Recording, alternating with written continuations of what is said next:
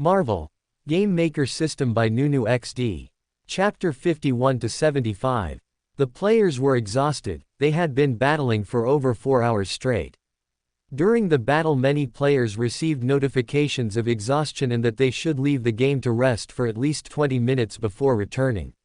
When gamers saw these notifications, at first they were frustrated with the game that was practically kicking them out of the fun, but when they came out and saw how sweaty they were in real life, gamers were happy with Minecraft for even taking the well-being of them into account.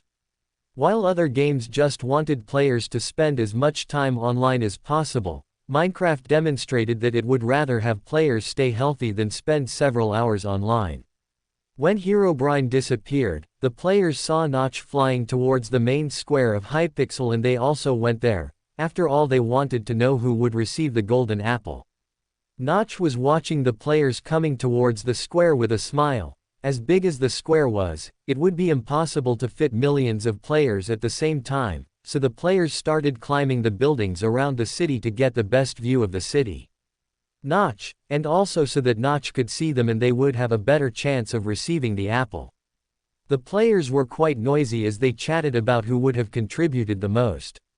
Some believed it was the players who led, others believed it was the players who fought on the front lines, some even thought the logistics people were the people who contributed the most.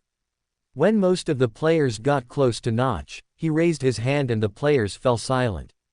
Citizens of Hypixel, first of all, thank you very much to everyone who participated in this battle. Unfortunately, I am unable to give a gift as valuable as the golden apple to each of you, but know that if I could, I would definitely give one to each of you. Notch began by thanking the players. As I can't give a golden apple, I'll give you another gift, so that at least in Hypixel you will be recognized as the brave warriors who risked their own lives to protect the city. This cape will be given for free to everyone who participated in the battle of yesterday and today. Notch said as he held out his hand, and a white cape with a big golden H appeared in front of all the players. This H could either be interpreted as a hero or as a Hypixel. As soon as players saw the white cape appearing in front of Notch, a request appeared in front of their eyes. Do you want to accept the Hypixel hero cape? This cape is limited. This question was just a formality, as soon as this message appeared, all players accepted the cape and started equipping it. In an instant, in Notch's vision as he was flying, players who had previously had several different colors were now more uniformed, with virtually everyone wearing this white cape. Although this white cape is prettier than regular capes, as all players received this cape, it was not uncommon. But the smartest players knew that in a few years, when Minecraft had hundreds of millions of players, only they would have this cape. This cape would demonstrate how rare it was. Finally, the last gift will go to the player who contributed the most to today's battle. First I will ask him, do you want your name to be revealed to the other players? Notch asked. At that moment a floating screen appeared in front of Clint. As the other players were fiddling with the game's menu to fix the cape, Clint also pretended he was changing the cape and refused. Notch saw Clint's response and continued. Unfortunately, the player refused to have his identity revealed, but know that this player was the one who killed the most monsters in this battle, in addition to getting the elimination in both Ender Dragons. Players were surprised to hear this. In the next few minutes Notch just thanked the players and said that the Hypixel would go into maintenance for 24 hours to fix what was destroyed by the battle. Minecraft would still work normally, but Hypixel would be offline for a day. Of course, Notch said it would bring some fun news after the update. Hearing this, the players were frustrated, but after spending so many hours at war, not even they were too excited to play the server minigames and just wanted to disconnect to rest. As the players exited Minecraft, Clint and Natasha also logged out, but instead of playing at their house, they were in a special room set up by S.H.I.E.L.D. Once the battle at Hypixel began, hundreds of agents were dispatched to participate, mainly to gather more information. While Natasha returned to the real world exactly as she had logged into the game, Clint had something different on his hand. Just as he saw in Notch's hand, there was a golden apple between his fingers. For a second Clint had to resist the urge to take a bite of that apple and confirm that it really had the effects Notch had described, but he resisted that urge and got up with Natasha to head toward Nick Fury's office. Nick had assigned this mission to the two of them, to get this golden apple so that the SHIELD scientists could study it and see if the effects were real, and if the effects were proven, see if it would be possible to mass manufacture these apples. With this apple's effect of doubling the user's strength, even if this wasn't as effective as the super soldier serum, this was still much better than having nothing. And having an army of 1,000 agents doubled in strength by apples like that would be a pretty sizable force in any country. Alex knew that the person who received the golden apple was Clint Barton, aka Hawkeye, the SHIELD agent. And he didn't care too much about what SHIELD was going to try to do with the apple, as System had confirmed that items made by System could not be replicated, only used as inspiration. For a world where there is already a super soldier serum, there is no shortage of inspiration for these people. As SHIELD worked crazily and Minecraft players finally rested, Alex started looking at Minecraft sales. Minecraft. 19,200,000 games sold minus $384 million. Average time played, 6 hours. Peak concurrent players, 14,051,165. Total earned on sold servers, $1,120,143. Total earned in VIPs, $61,510,275. The smile on Alex's face was huge. I'm rich. He squealed happily while bouncing in the same spot. With a quick account made in his head, Alex saw that with the sales of Minecraft alone he already had 1.92 million gaming points, and with VIPs this figure rises to more than 2 million gaming points. With this amount of GP I can finally make a AAA game without worrying about the quality. I can even add several features that didn't exist in the original games to surprise the audience even more. Alex said as he thought through the possibilities. Although to make a game as great as I am imagining, I will need a lot of time. Even with System's help to speed up the process, to implement more practical and innovative things for users I will need a lot of research and a lot of testing. Alex realized it wouldn't be that simple. His goal was to make an open-world MMORPG game. And not just a game like that, but also making this world so complete that players could treat this other world like a second life. The main factor that encouraged Alex to do this was something he had seen a few days ago. Time dilation. 10% equals 1 million GP. Initially Alex was confused to see this feature, but when he saw the description of it he was shocked. 10% time dilation means that while in the real world 100 minutes pass, in the game world 110 minutes pass. That's 10% more time. If he bought 1000% time dilation, 1 hour in the real world would be 10 hours in the game world. As long as a person played 12 hours a day while sleeping, the game would take 5 full days. This would practically be an amplification of the lives of people on Earth, as they would have a total of 132 hours a day. Even if the person was not interested in the game, that person would want to enter the world to study, rest or do various other activities. For people who had to work every day, this would be the equivalent of working for a day and resting for 5 days in the game, a dream life for anyone. Alex was very excited about this idea. Of course, he didn't have enough money for a 1000% time dilation. At most he could start with 10 or 20% as time dilation was very expensive, but in the future he was confident of increase the time dilation and virtually provide eternal life for players. For now I need to study this game better, but as Minecraft has already reached a peak in sales, I can use part of my free time to develop a simpler game. After all, since Minecraft can already be independent, I can use these GP to invest in another game that will bring me more profit. Alex said thoughtfully. The MMORPG idea was very ambitious. This was something he wouldn't be able to do in a few days, so to have another game in his portfolio Alex opened the game development program and started developing the next game. Alex saw that many players liked Hunger Games on Hypixel, but as the chests were always in the same position and the only thing players could do was grab chests and hit each other, The graphics showed that this was the first mini-game that 90% of Hypixel players played when they joined the server, but 70% of those players stopped playing this mini-game after 3 rounds. From this data, Alex deduced that the Battle Royale mode was a very popular idea among gamers, but since Hunger Games didn't have a lot of variety, people were disappointed and stopped playing after a few rounds. With this demand for Battle Royale, I have some game options I can make to supply these people, Alex said with his hand on his chin. In his previous world there were 4 games that dominated this mode. The first game was Fortnite, which was very successful in first world countries, as it was a game with a heavier graphics and you needed a good computer to be able to build faster.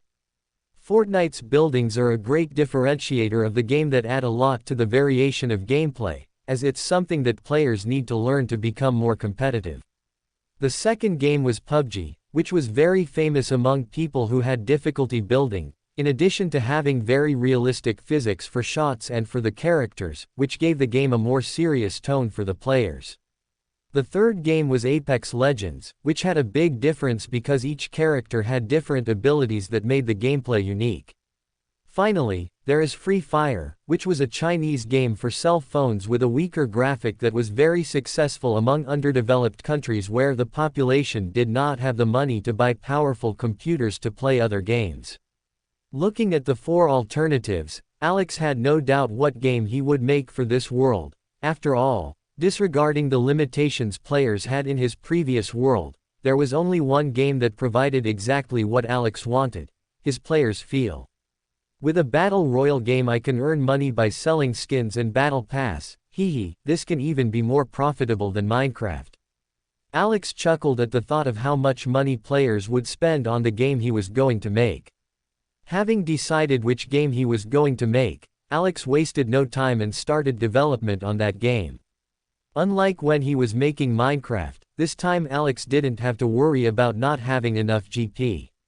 When he made Minecraft, Alex only had enough GP for him to put in some shaders and other simpler settings, and then with the game's sales increasing he added more stuff to the point that Minecraft reached the state it is today. But this time it would be different. Alex wasn't going to spend all the GP he had making this game, at least he didn't intend to spend all the GP he had at once. Battle Royale Basic 2000 gaming points. Advanced Battle Royale 20,000 gaming points. Battle Royale AAA 200,000 gaming points. Without a second thought Alex chose to do a Battle Royale AAA for 200,000 gaming points. As soon as he spent that money, in the game development program a lot of features were unlocked for him to use. Weapons, vests, helmets, scenery elements, countless different things appeared for Alex. Now that he had experience in game development, it was much easier for Alex to start developing this new game. First he started developing the game's map.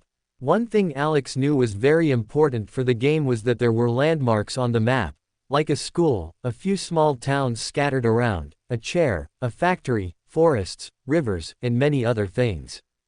As the game was made to be played in a virtual reality instead of a computer screen, Leo had to enlarge the size of the map to make everything a little more realistic, but he didn't increase it much so that the duration of the games wouldn't be longer. Very large. The idea of using a flying school bus to bring players in was something Alex found very creative and also decided to use. So Alex focused on the game developer and didn't even notice how many hours had passed in real life. When his belly was already begging for food, Alex finally snapped back to reality with a satisfied smile. Okay, even though the game is not ready, I can already start promoting the game to attract players interested in playing.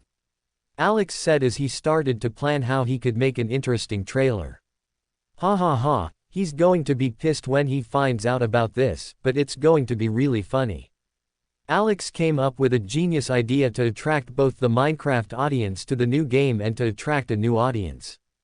In a luxurious Malibu mansion, a man was working with some mechanical components while listening to some classic rock songs. The way this man worked with these components was very skillful, as if this man had been used to doing this sort of thing for several years. Suddenly the man remembered something and asked aloud to the void, "Jarvis, tell me, what did you find out about Minecraft?" Then a voice came from the speakers where the music was being played. Unfortunately, I couldn't crack the Minecraft source code, Mr. Stark, not even their website could be hacked. Hearing this, the man finally stopped what he was doing and asked once more. What's the latest Minecraft news? According to reports around the world, the amount of people paying to play Minecraft is growing exponentially. It is estimated that in the near future the game could reach a volume of at least $1 billion in sales. Jarvis replied respectfully. Hearing this, the man, Tony Stark, raised an eyebrow in surprise. He never imagined that a game company could grow so much in such a short time, especially with technology that not even Jarvis could decipher. Doesn't that mean that this game company's technology is even better than that of Stark Industries? Jarvis, what's the name of the company that produced Minecraft? Tony asked. The company is called Mojang, Mr. Stark. Jarvis replied. Hearing the company name, Tony thought aloud. Mojang, if I'm not mistaken, this is Swedish. What does Mojang, Jarvis, mean? Mojang means gadget in English, Mr. Stark. Is the company Swedish? Tony asked. The location of the company has not yet been confirmed. Hearing these details, Tony could no longer think of any other way to further study this company with technology as inexplicable as Minecraft's other than playing the game. Jarvis, buy me Minecraft, I plan to test this game to see how it works. Tony ordered. Mr. Stark, I think it might be more interesting for you to play something other than Minecraft. Jarvis persuaded. Tony was confused and asked. Because. Jarvis explained. Maybe you're interested in the trailer for their next game. Before Tony could ask another question, a trailer appeared on the big screen in the garage where he was. In the trailer, a movie began to play. Tony was surprised by the image quality of this film. Not even movie cameras could record something with such a good image. But when Tony saw the small print in the corner of the screen, he was surprised. Actual gameplay footage. This is not a movie with real people, but a game graphic. Not even Minecraft has such good graphics. Is this Mojang's new game? Tony mentally asked himself as he continued to watch. In the trailer, a group of 4 people were coming out of a shed with the camera focused on their backs. A woman in a hoodie, a woman in a pink teddy bear costume, a retro blue robot, and a man with a banana head wearing a stylish suit. Each of the 4 was holding a heavy weapon in their hands as the light outside the shed grew brighter. Until the moment they left the shed, it was possible to see a man flying in front of them wearing red and gold armor with a bright chest and eyes. Tony Stark. Tony Stark was seeing that red and gold armor flying across the game screen and had to look to the side to be sure. Seeing the Mark III armor safely tucked away, he relaxed, but soon he saw that the armor's appearance in the trailer video for that game was identical to his armor. Shit, who gave this Mojang the rights to wear my armor? And since when did I become a villain?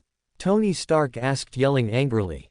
The Mojang company never bought the rights to use your armor in the game, Mr. Stark. Jarvis replied politely, ignoring how Tony was acting.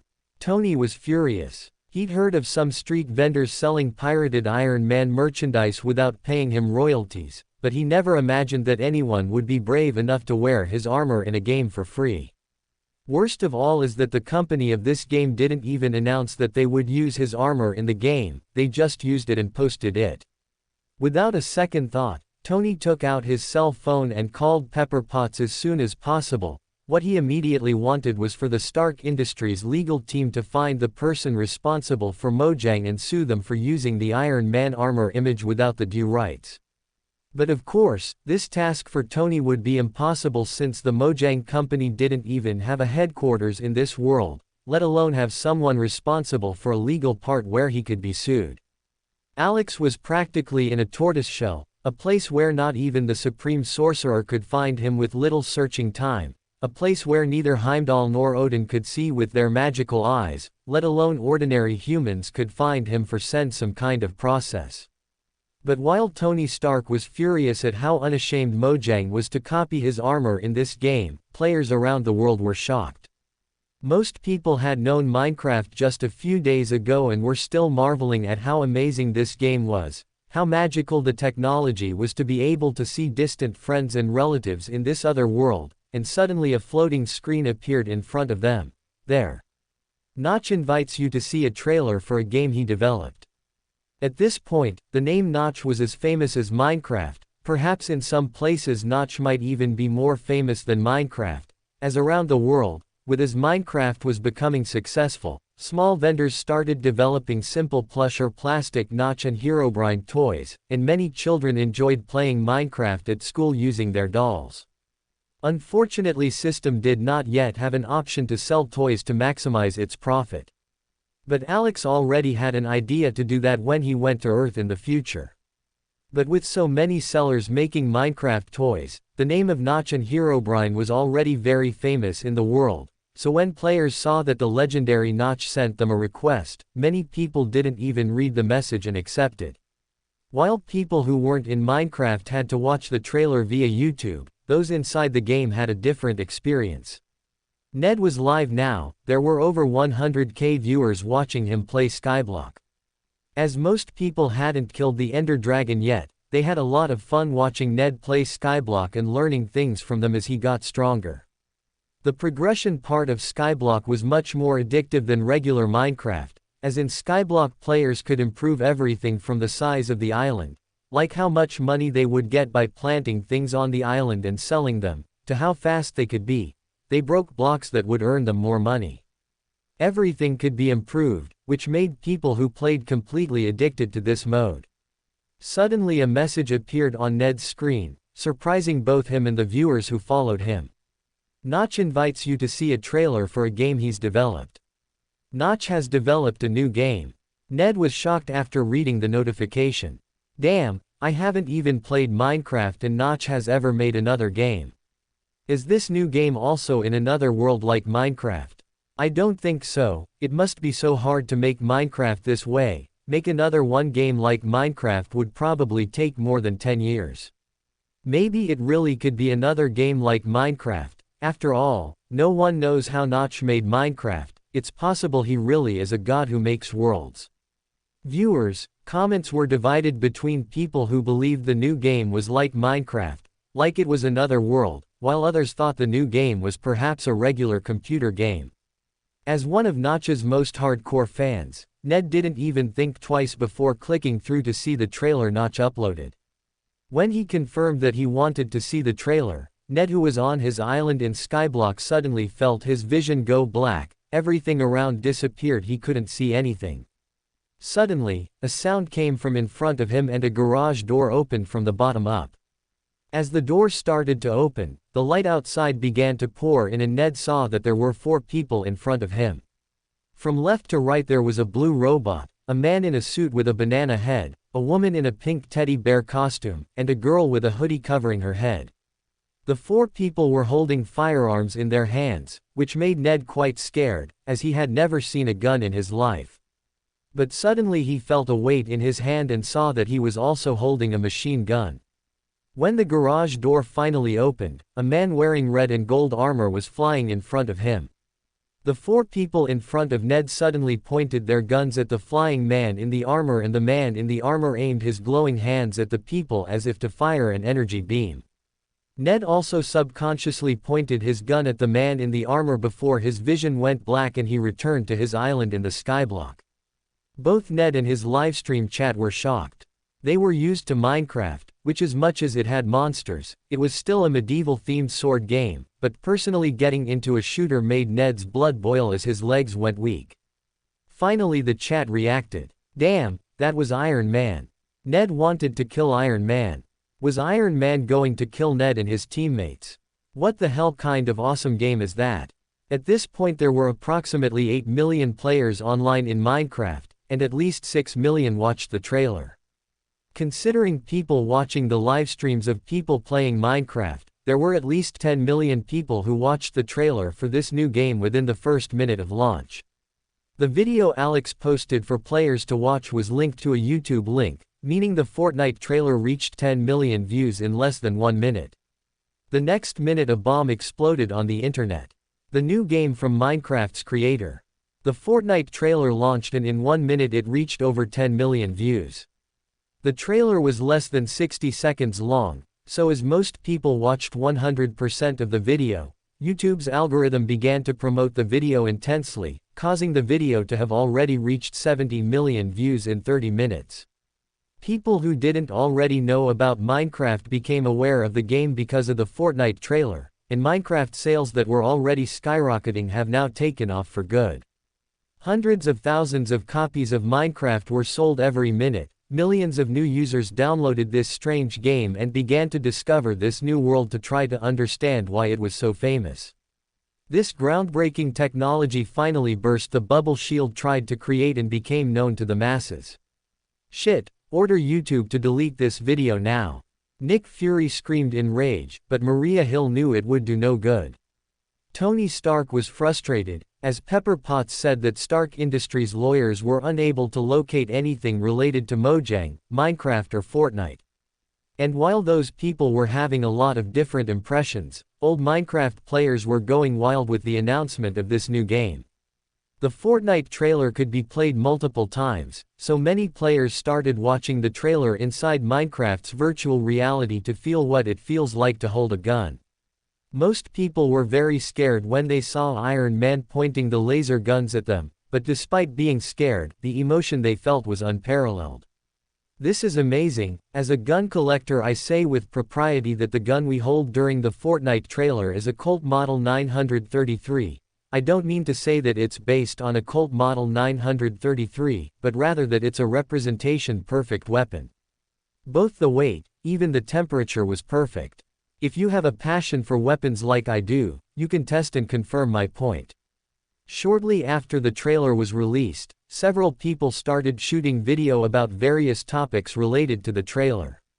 People analyzing the weapons, analyzing Iron Man's armor, analyzing the environment, analyzing the background music, it's all been analyzed by these fanatical gamers. And while those players were spreading Minecraft even further, Alex was at home watching the aftermath of that trailer with a big smile on his face. Okay, the result is as good as I imagined. As most players are still discovering and getting to know Minecraft, I don't need to rush to launch Fortnite right away. Ideally, I release a few more teasers and develop a satisfying battle pass, plus some cool skins to make the game's launch event really good. Alex continued his planning while looking at the data. The Fortnite trailer reached 400 million views in the first 24 hours, while Minecraft, which had almost 20 million copies sold when the trailer was released, due to the bursting of the Shield bubble, doubled the amount of sales, reaching 40 million. Alex was watching his gaming points rise at a frightening rate. Despite having already spent 500k gaming points on the development of Fortnite, Alex looked at the system and was shocked at how many gaming points he had. 4.200.000 gaming points. 4 million, Alex said, scared as he looked at that number. A few months ago he was still a poor guy who had to eat cup noodles to survive without spending too many gaming points. Now he already has 4 million. I know that 4 million isn't even a drop in the bucket to develop the metaverse I want in the future, but with so many extra points, I can refine Fortnite to a quality I couldn't even imagine. Alex said. What will it cost to do something like a virtual hub for my games? This idea came to Alex when he thought of a movie he watched in his previous life, Ready Player One, where players entered another world, and within that world they could teleport to other worlds, like a virtual hub. Just as Steam made the hub available for Steam VR, where the player entered a virtual mansion to choose which game he could play, Alex had the idea of doing that too, but making people's social interaction available through the hub, leaving everything online.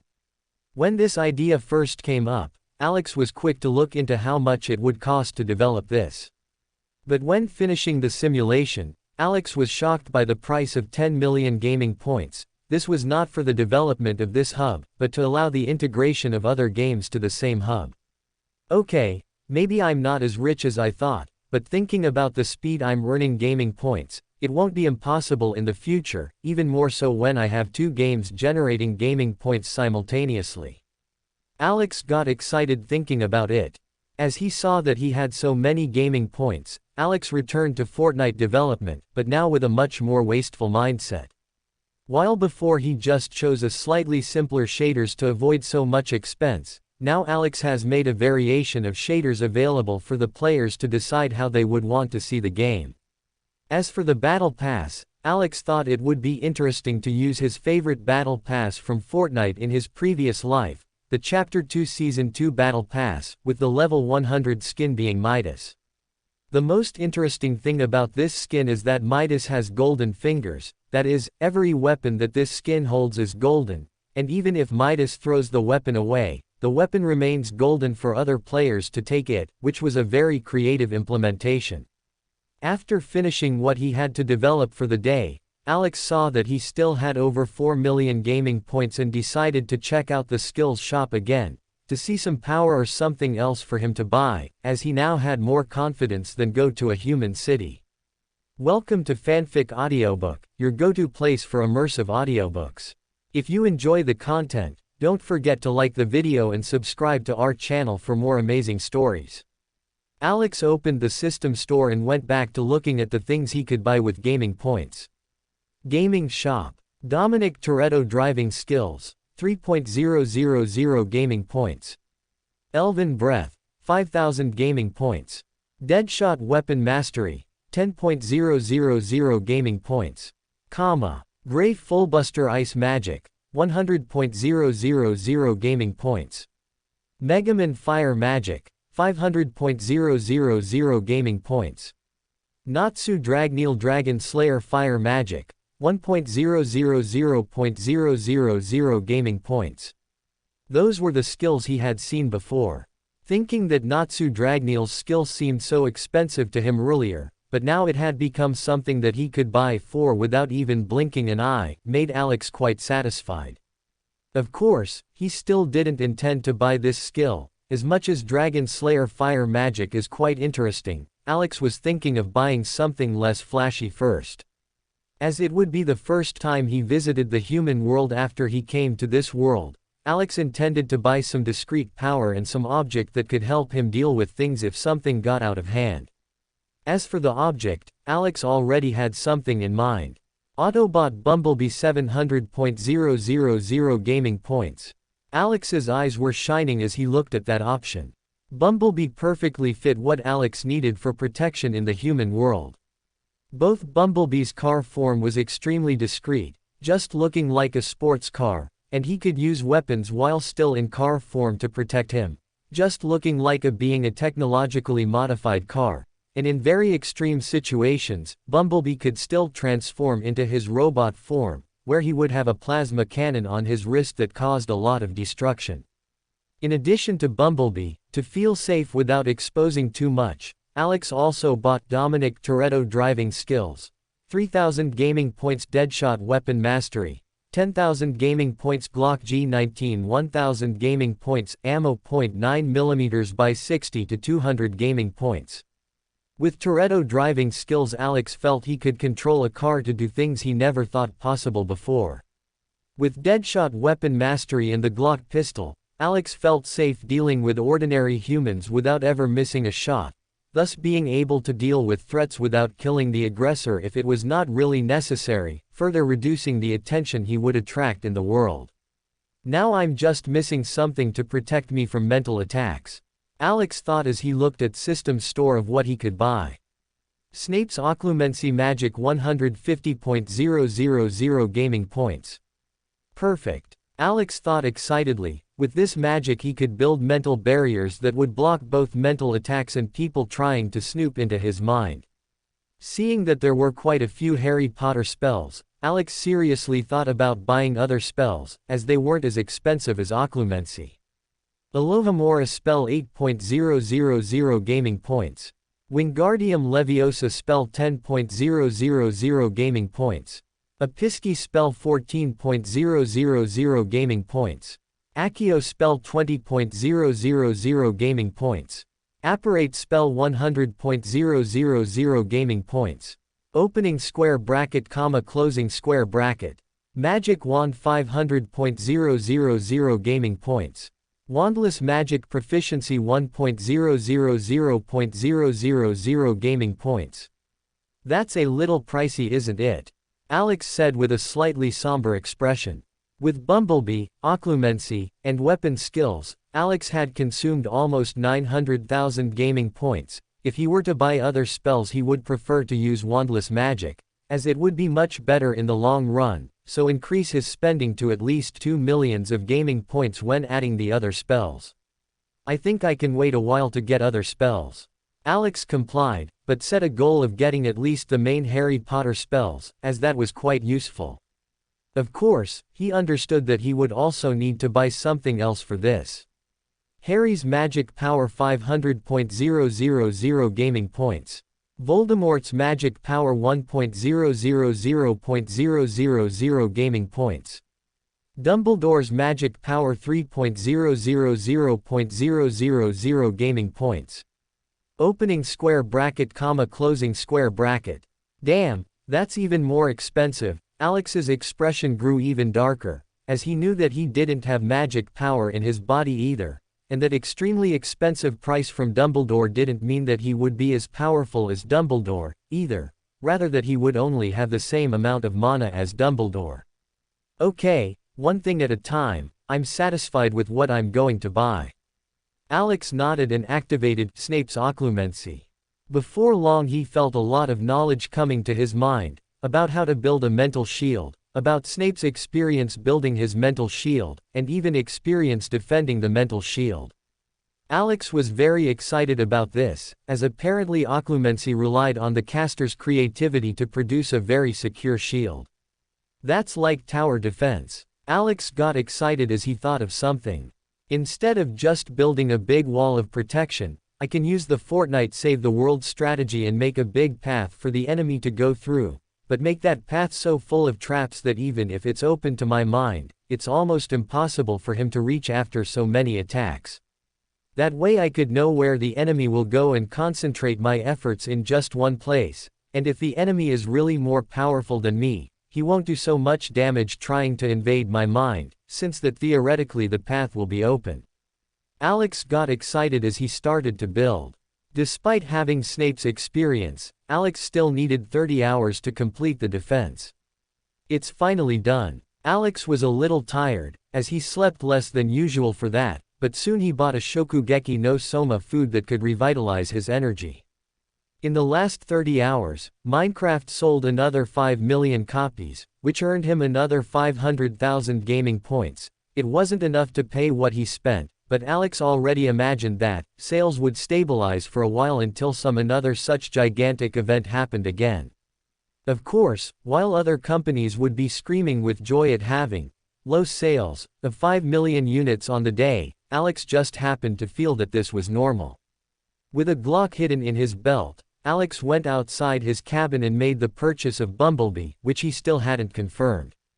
By spending the 700,000 gaming points, as well as the dim light that appeared when he bought the Glock, a much bigger light appeared in front of his house.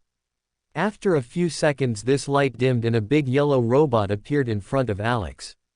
Despite being 5 meters tall, the large robot had round eyes glowing blue, looking at Alex curiously, which greatly lessened the oppression this large monster could cause. "Hi B, I'm Alex." Alex introduced himself with a smile. The yellow robot raised its robotic eyebrows before waving its hand and preparing to respond, but nothing came out of its mouth, making the big robot embarrassed. Alex remembered that Bumblebee's communication system was broken, and since his cabin didn't have access to a radio signal, it was difficult for him to communicate.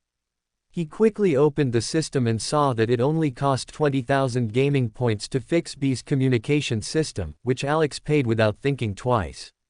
Bumblebee saw a golden light appearing out of nowhere and something started to change inside him. Alex smiled once more and said, "I guess now we can talk." Bee looked at Alex and tried to speak again. "Hi." Hearing his own voice, Bumblebee got excited and continued. "Hello. I'm Bumblebee. Thanks for fixing my communication system." Alex walked over to Bee and shook his head. "No need to thank me, I brought you here, it would be the least I could do for you." Bee looked around, confused, and asked, "Where is here? I can't locate this place with my tracker. I would say this is the safest place in the world, my home. Of course, in a different world than yours." Alex explained, but without giving too much information. B obviously didn't quite understand what Alex meant by that. So, why did you bring me here? Not that I'm not grateful, as I've been looking for a place to hide from the Decepticons for a while. Alex nodded and explained. I needed someone to keep me company at home as much as I needed a car to take me around the world, so I thought you would be a good option. Of course, if you don't want it I can send you back anytime. B was surprised by this. Was this human so powerful that he could bring him to another world just because he wanted company? If the Autobots could get such a powerful ally, perhaps they could finally stop the war with the Decepticons. Thinking that Alex was treating him very well despite being so powerful, Bumblebee got really excited and decided to befriend Alex. B has always been the youngest and most energetic Autobot. If it were other Autobots maybe they would be more skeptical, but B loved to make friends, and seeing that this could be advantageous to the Autobots gave him even more advantage to do what he liked. No need to send me back, I want to stay here. B said excitedly. Alex smiled and took his cell phone. Do you think you can transform into this car here? Alex said as he turned the screen over and showed it to B. B looked at the cell phone screen and started scanning that car from that angle before speaking. Can you show me more images so I can scan the car from all angles? Alex nodded and showed a video that this car owner had posted of a 360-degree tour around the car, even with the custom interior. B only needed 30 seconds to scan everything before starting the transformation into vehicle mode. Alex watched this with bright eyes, as he has always been a Transformers fan, and transforming robots was always so cool. The first time he transformed took a little longer, taking a total of 15 seconds to transform, but after that time, in front of Alex was a beautiful yellow Nissan GT-R R35 with Rocket Bunny body kit. Alex almost drooled while looking at this beautiful car. Visual representation on Discord. discord.gg/key35kv7ghr closing parenthesis. Even though Alex's cabin was surrounded by snow, B had changed the tires to off-road tires so that he could drive in this terrain without any problems. Is it like that, Alex? B asked excitedly. Even he had never transformed into such a beautiful car. He always preferred cars that were a little cute, according to the other Autobots, so finally transforming into such an imposing car made B quite proud. It's perfect, B. Alex said excitedly as he ran to the driver's door and got in the car. Looking around, Alex was shocked that B had managed to perfectly replicate the video he'd shown her, down to the smallest details of the interior. Of course, there was a difference. Instead of the GTR logo written on the steering wheel of the car, there was the Autobot logo in its place. Can I drive, B? Alex asked politely. After all, B was not just a car, but practically a real person. Sure, I'm dying to test this new look out on the road, Alex. B also responded excitedly. As B always transformed into more cute cars, he was never very fast due to lack of aerodynamics, but this new form of his made something in his body tremble. He wanted to experience speed. So let's go, Alex said excitedly as he stepped on the gas and drove towards the cave he had found a few days ago while practicing the elven breath for the first time. He knew that on the other side of the cave there could be a human civilization. He didn't know which one it was. It could be Marvel, it could be DC, or even it could be another world, but now he didn't care. He worked for so long he wanted to have fun. Due to the off-road wheels that B fitted, Alex drove smoothly through the snow and into the cave. To his surprise, in this cave there was not just one tunnel, but several. Apparently only one of the tunnels was open, while the others were obstructed by rocks, which Alex just ignored and went to the open tunnel. In 5 minutes he and B saw a light on the other side. Alex, I can feel radio waves on the other side of the tunnel. B warned. Okay, B. Alex answered without worrying too much. When they exited the tunnel, they found themselves in a forest. Alex looked back in the rearview mirror and noticed that when he pulled away from the tunnel, it became invisible. B, save the location of the tunnel please, I think we'll need it when we go back. Alex warned. Oak, that's already saved. B replied. Finally, after a few more minutes they finally came out of the forest. Seeing a large two-way lane that stretched for several kilometers in a straight line, Alex didn't even care where he was and warned B. B, can you change the tires to something sportier? Before B could answer, Alex felt the car getting lower. It's done, let's go. Seeing that B was also so excited, Alex smiled and shouted as he stepped on the accelerator. Let's go. Ha ha ha. On that straight road, Alex floored the pedals as he heard B's exhaust making a deafening rumble. In less than 4 seconds the car was almost 200 km per hour, 120 miles per hour. Despite the speed, Alex still felt the G-force pinning him to the seat in the same way, which meant that the car still maintained the same acceleration. In 6 seconds they were at 300 km per hour, 180 miles per hour, but Alex didn't feel that the acceleration was slowing down.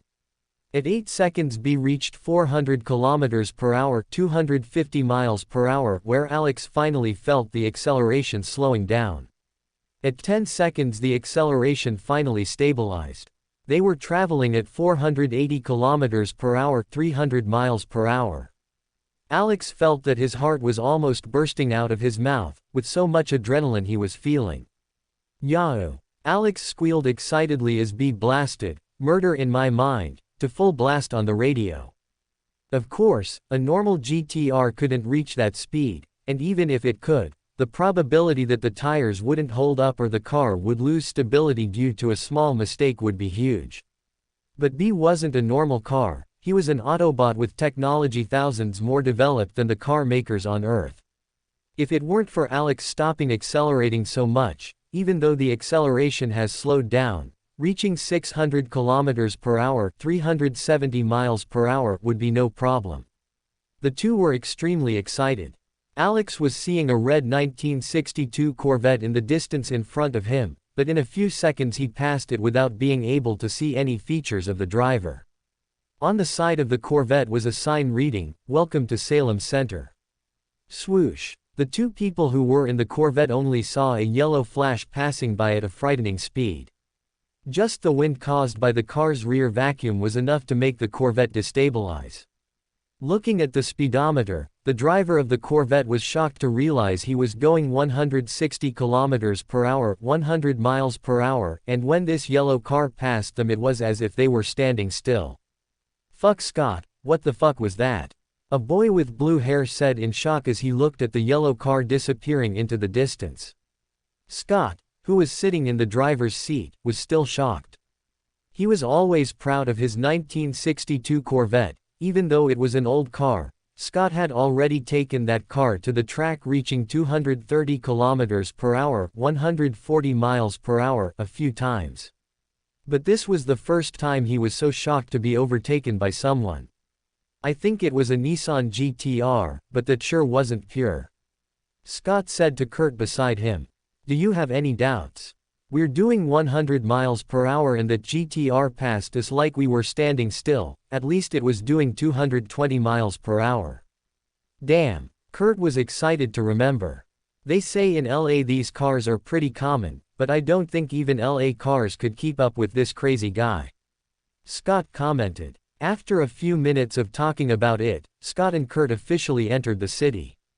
"Hey Scott, look over there." Kurt pointed in one direction. Scott was curious, but when he looked, the heart of a car enthusiast like him began to race. Parked on the side of the road was a beautiful Nissan GTR R35. Not only was the original car beautiful, but this model had a Rocket Bunny body kit as well as some decals which added to the car's attractiveness even further. Next to the car was a boy with messy grayish-white hair. Strangely his eyes were red and his teeth were a bit elongated, like a small animal's. Like the cover of the book. As much as these characteristics were strange individually, in the boy it seemed quite harmonic. Despite having such a distinguished appearance, the boy was just leaning against the car while holding a glass of Coke in one hand and biting into a large slice of pizza in the other hand, with a very happy expression. Due to the boy's appearance, he looked to be no older than 20, which was pretty close to Kurt and Scott's age, and added to the fact that the boy was driving that beautiful Nissan GTR, Scott didn't think twice about pulling into the spot next to the boy's car. Seeing the red Corvette pull up beside him, the boy glanced at it with a raised eyebrow and looked curiously at the driver. Scott smiled as he got out of the car and greeted the boy. "Hey bro, what a monster you driving, huh?" Scott said excitedly as he pointed to the GTR. Normally Scott was a very serious and reserved person, but when it came to cars, Scott's heart was back to being like a child's. The boy who was eating next to the car smiled, with the small fangs of animals, and replied, "B is really a little monster, even I am surprised by him." Beep, beep. After the boy said that, the car beeped the alarm twice as if it had responded, which made Scott even more excited. He also wanted to be able to install this in his car. "How many horses does the bee have?" Scott asked excitedly, remembering the name the boy said. He knew that car lovers liked to name their cars, just as Scott called his Corvette Scarlet because it was red. The kid calling his GTR B made sense because it was yellow. He knew that the most powerful GTR in the world had 2,500 horsepower, and by the speed that this boy passed him, the difference between them maybe wasn't too big. After all, Scott couldn't accurately measure the speed of the GTR when it was overtaken. Hearing Scott's question, the boy stopped to think for a while and answered, "I didn't get to pass him on the dyno, but I'd say maybe 4 to 5k horsepower as he hit 300 miles per hour on the road here." Hearing this, both Scott and Kurt felt their legs go wobbly. The most powerful GTR in the world only reached 317 kilometers per hour, 197 miles per hour, and to hear that the B in front of them achieved almost 50% more than that shocked them. "Dude, what did you put on that hood? An airplane engine?" Kurt asked. The boy just chuckled and nodded. "Almost that." Knowing the power of that car, Scott and Kurt didn't doubt what the boy said. The three talked for a few more minutes until the boy finished eating. "Do you guys know anything cool to do in town? It's my first time here and I wanted to have some fun," the boy asked. Upon hearing the boy's question, both Scott and Kurt remembered that they were going somewhere before stopping to talk to the boy. "Damn it, we forgot about meeting the girls."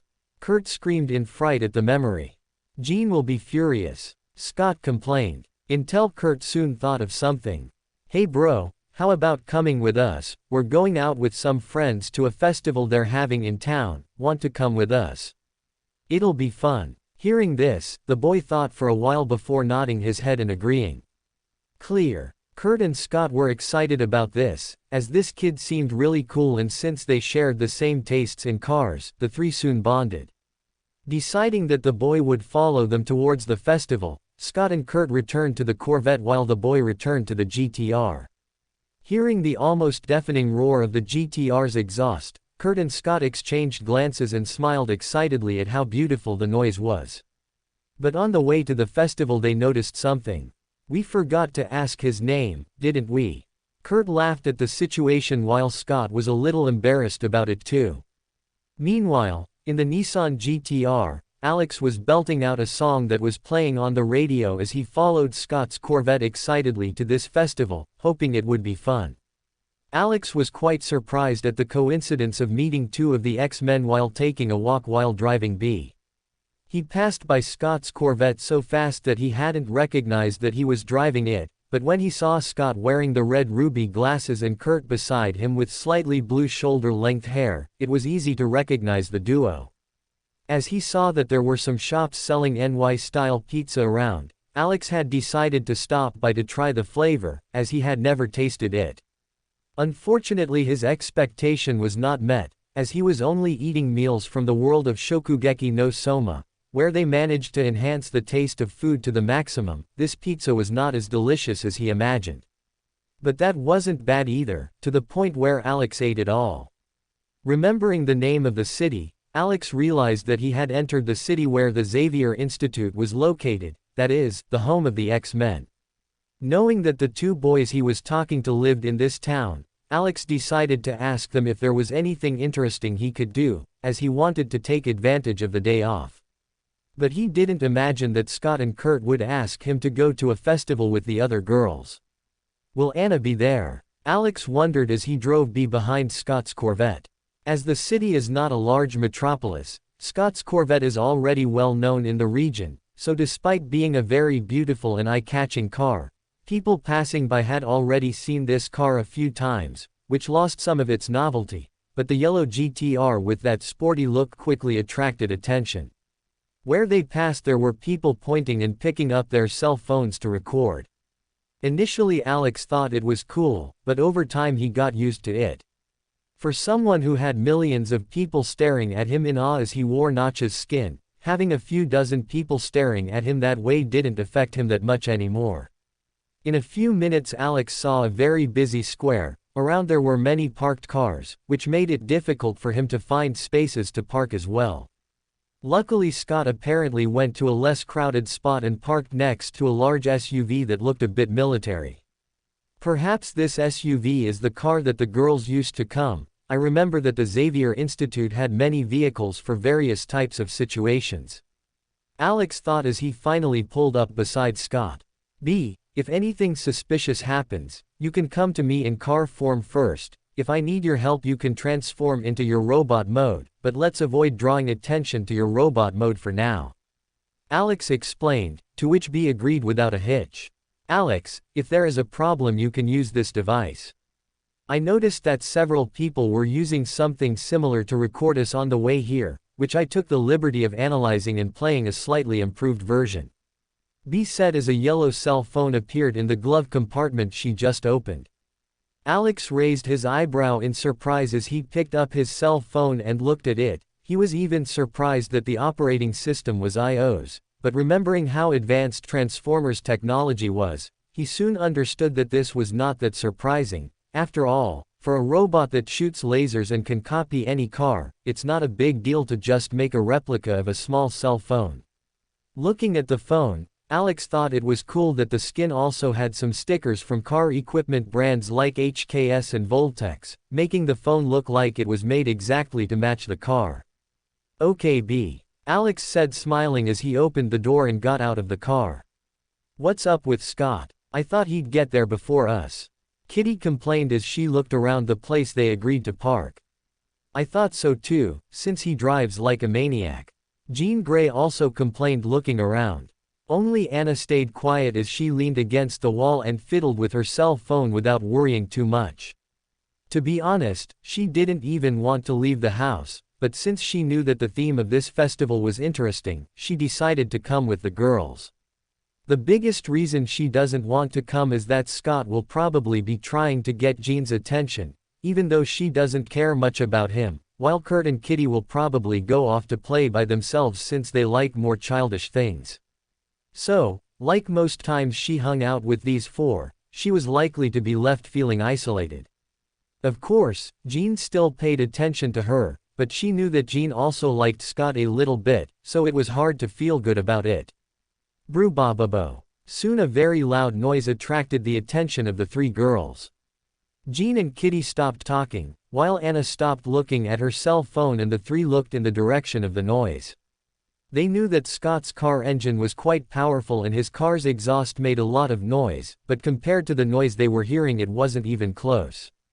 All of a sudden they saw Scott's red Corvette coming around the corner in the distance and they thought he had done some modification to the car to make that noise, but a few seconds later a beautiful yellow sports car appeared following slowly behind Scott's car.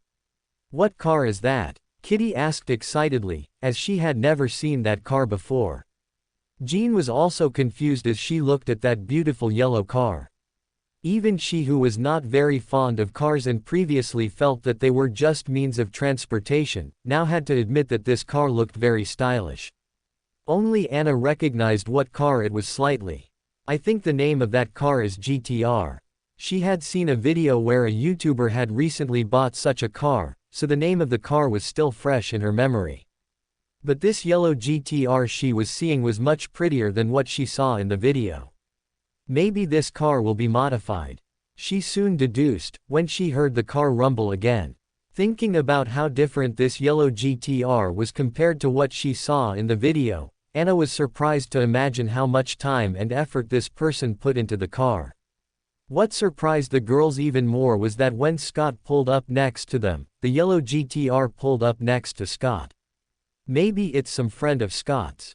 Kitty asked confused. Since Scott's Corvette was a convertible, it was possible to see him and Kurt before they opened the door and got out of the car, but the GTR's windows were completely blacked out, making it impossible to see who was driving.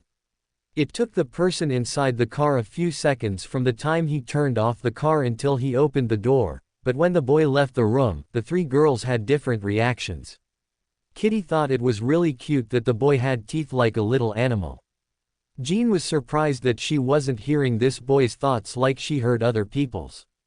And Anna was surprised that the boy who got out of the car was exactly the kind of boy she liked. Although Anna dressed in a goth style, she didn't like goth boys very much, since while she dressed like that, she was very vain, taking very good care of her hair, always treating her skin well, but the boys of this style were very careless, with long dry hair, almost always wearing old clothes, and some didn't even use perfume.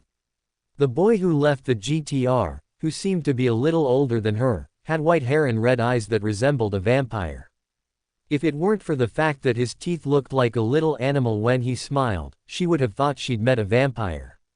What a cute smile, she thought as she stared at the boy. When the boy looked at the three of them, suddenly his gaze met Anna's, where they stared at each other for just a few seconds before Anna got a little embarrassed and looked away. The boy smiled even wider as he walked towards them, and put his cell phone in his pocket. Kitty was surprised when she saw that the boy's cell phone matched his car, which she thought was really cute. "Hi girls, this is a friend we made on the way. We stopped to talk to him near that bubble tea shop that Kitty likes, so we were a little late," Kurt explained as he pointed at Alex. Scott also explained. "He just arrived in town and asked if there was anything fun to do while he was here, so we asked him." Alex was quite relaxed and waved to the girls as he introduced himself with a smile. "Hi girls, I'm Alex." "Hi Alex. I'm Kitty." Kitty introduced herself with her lively personality. "Oh, your name is like kitten."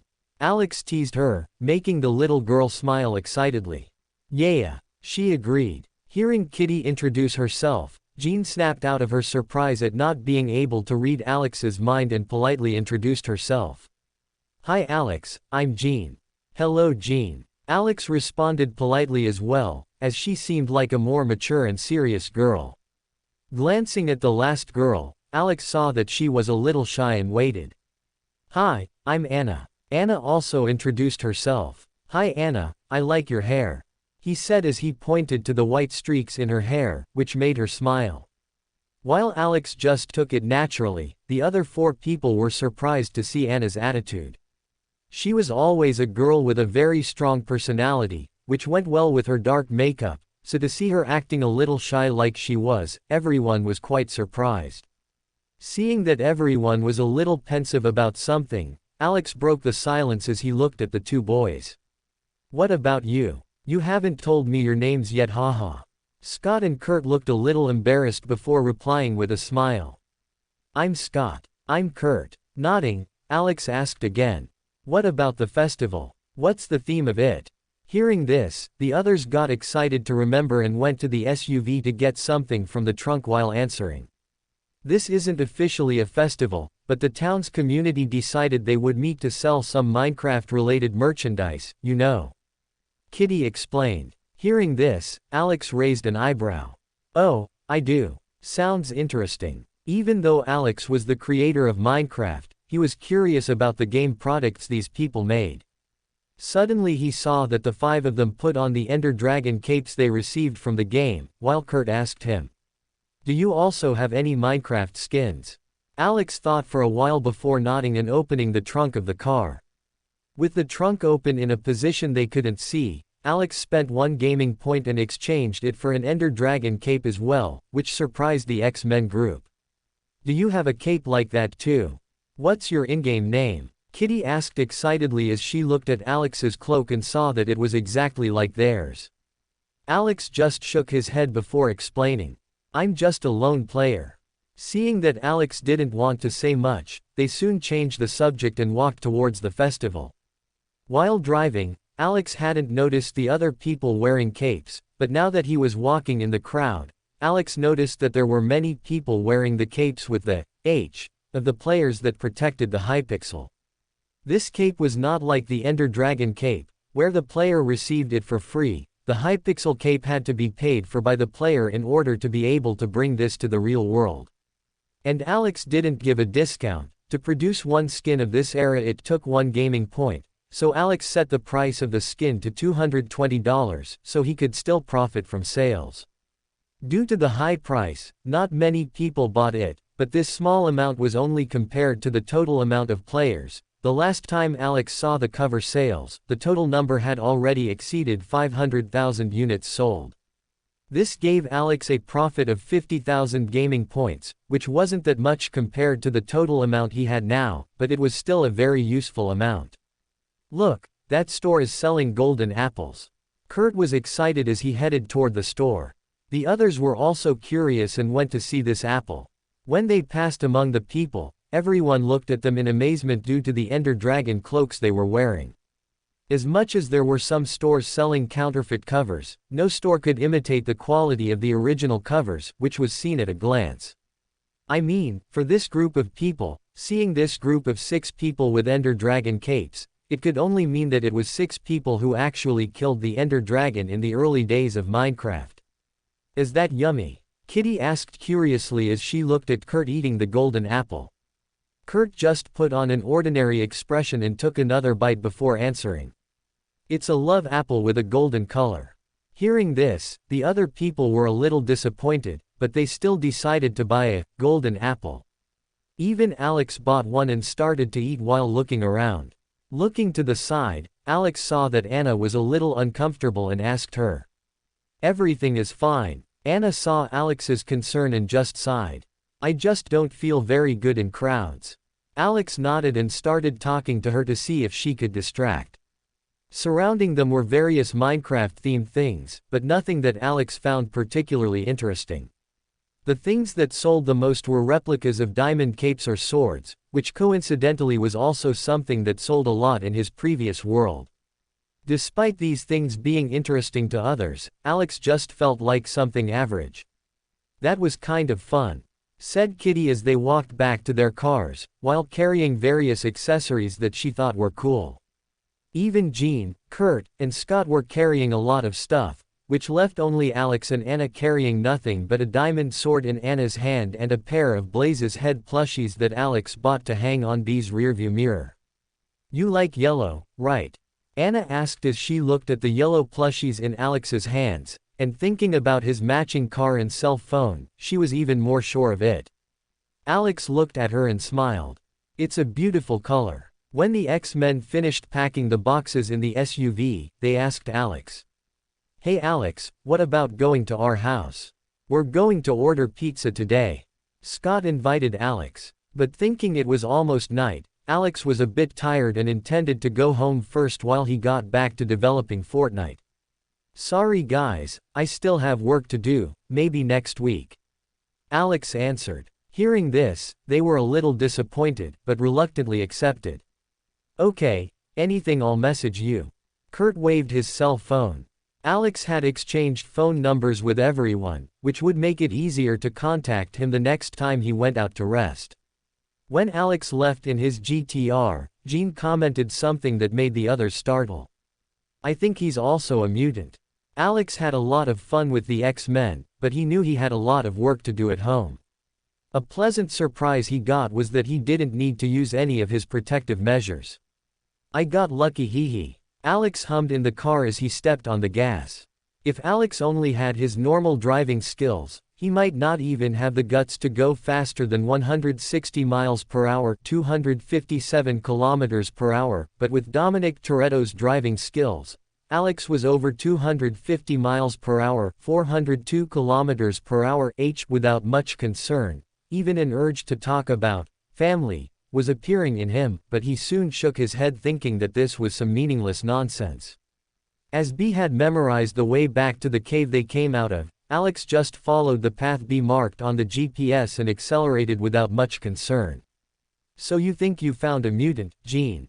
Professor Xavier asked with a surprised expression. Jean was a little embarrassed to answer.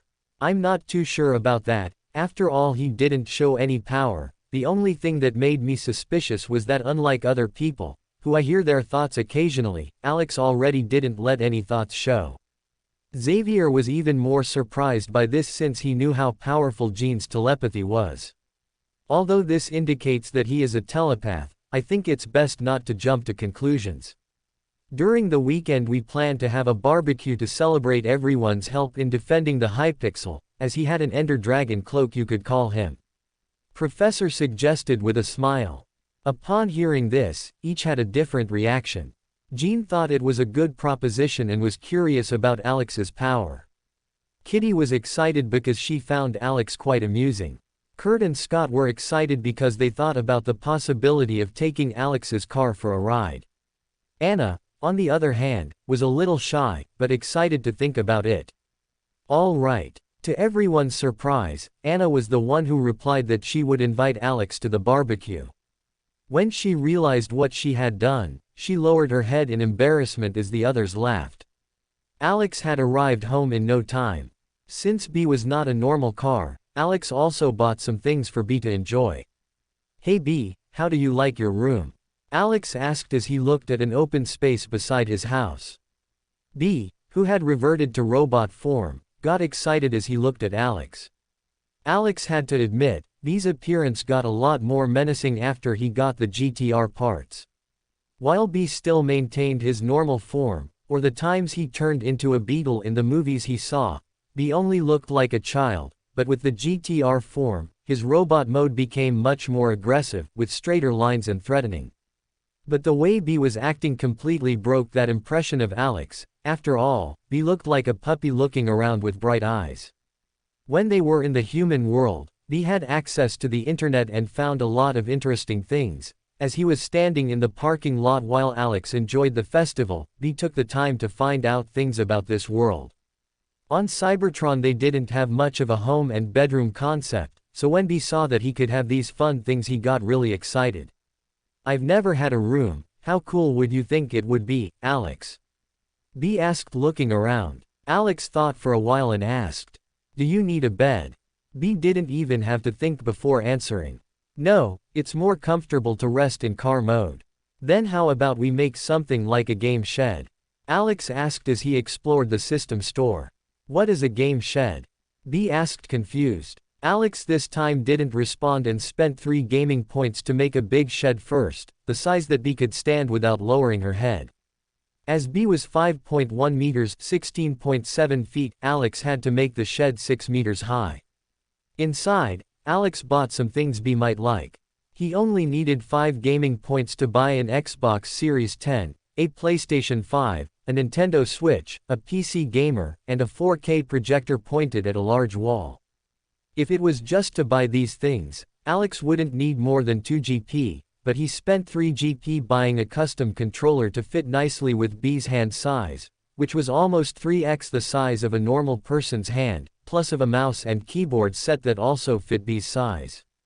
Around the room, Alex bought some hexagonal LEDs and turned them yellow, making the room look much more like B. With B's technology, Alex knew that he could control video games or the computer without the need for a keyboard or controller, but Alex knew that this would become boring for him, as it would be like using hack to play. Of course, in addition, Alex also bought a couch and a gas pump, which B commented she thought tasted interesting. Even a garage for B to rest in case he felt like he wanted a more secluded place to sleep. Okay B, you can turn on the video games with your tech controller. I've installed lots of fun games in each one, and the computer also has a game I made that you might like. Alex smiled as he explained. B looked at it quite surprised. Not just with Alex making things appear out of nowhere, but also with how interesting those things looked. Sitting down on the sofa, which was very soft and sturdy, B was very excited. He'd seen these things in some videos he'd watched on the internet, and he'd seen that humans had a lot of fun with them, so he'd been willing to try. Thanks Alex. Let's play together, B said while holding the giant controller and mentally connecting the Nintendo Switch to the projector. Alex intended to go work on Fortnite, but seeing how excited B was to try it out for the first time, he felt it would be cool to be a part of B's first experience with human video games, and considering how B helped him by being his car, Alex felt that I owed him. Sure, let's go. Alex went to B's side and bought a chair that was his size, as B's couch was too big for even him to climb on. As Alex didn't have many luxury things at home, as he used to have few GPs, now that he had plenty he wasn't stingy and bought a very comfortable massage chair. While they were configuring the Switch, creating the profiles, B made a profile with the yellow icon and the name B, while Alex made a profile with the red icon and used the name Notch, as he liked that nick. B saw Alex's nickname and was surprised as he had seen it before. Alex, did you make Minecraft? Alex nodded matter-of-factly. Yeah, so Minecraft is your game that's installed on your computer? B asked a little excited. Yup. Alex also nodded as he watched B select Mario Kart for them to play. B thought it was cool that Alex made the game that humans were talking about so much on the internet, and he wanted to test the game to support his new friend. Seeing that B was enjoying Mario Kart a lot, Alex realized that B was also a lot of fun and was happy that he chose B. Initially he thought that B would come without a conscience when he shopped at System, but seeing how much fun it was to have B's company, Alex was happy to have B to talk to now. While the two were having fun playing Mario Kart, Minecraft players were holding an event that attracted a lot of attention around the world. Not since the Hypixel War event has Twitch seen so many viewers. After much discussion, the company's executives decided that they would allocate most of the advertising resources to Minecraft, since while the second most watched game had only 150,000 viewers watching simultaneously, Minecraft maintained 2 million viewers at all times. During peak hours that number rose to an incredible 5 million. And among Minecraft streamers, the biggest was Ned the King, who currently had 1.3 million viewers watching his live stream. Many would think that Ned the King was doing some championship, or a raffle for viewers, or maybe even a livestream with some famous person, but no, what Ned was doing was a political campaign. On the livestream screen, Ned was standing on top of a makeshift stage that players had made in the Skyblock lobby as he looked down at the thousands of players looking down at him. Dear citizens of Hypixel Skyblock, the mayoral elections are approaching and as you know, I, Ned the King, have always been very sincere with all of you about my goal. Unlike other candidates who promise lower fees for using farm points, I don't intend to promise any of that. Ned said with a serious expression on stage, as his Ender Dragon cape fluttered in the wind. Upon hearing this, the players watching this speech were furious, but Ned continued. We know that farm zone usage fees are low. If we lower them even further, the government won't be able to pay for everything, which will slow down the speed at which items spawn, further reducing the gain for all of us. What I intend is to allocate the fees in a more efficient way, thus increasing the spawn speed for the resources in low-level zones, so that newbies can earn money faster, while I will use the higher amount of income from newbies to increase the rarity of ores in high-level zones. Ned said with great pride the idea he had. Upon hearing Ned's solution, the furious players were stunned, until they understood that this would actually work well for all of them, causing the players to scream excitedly.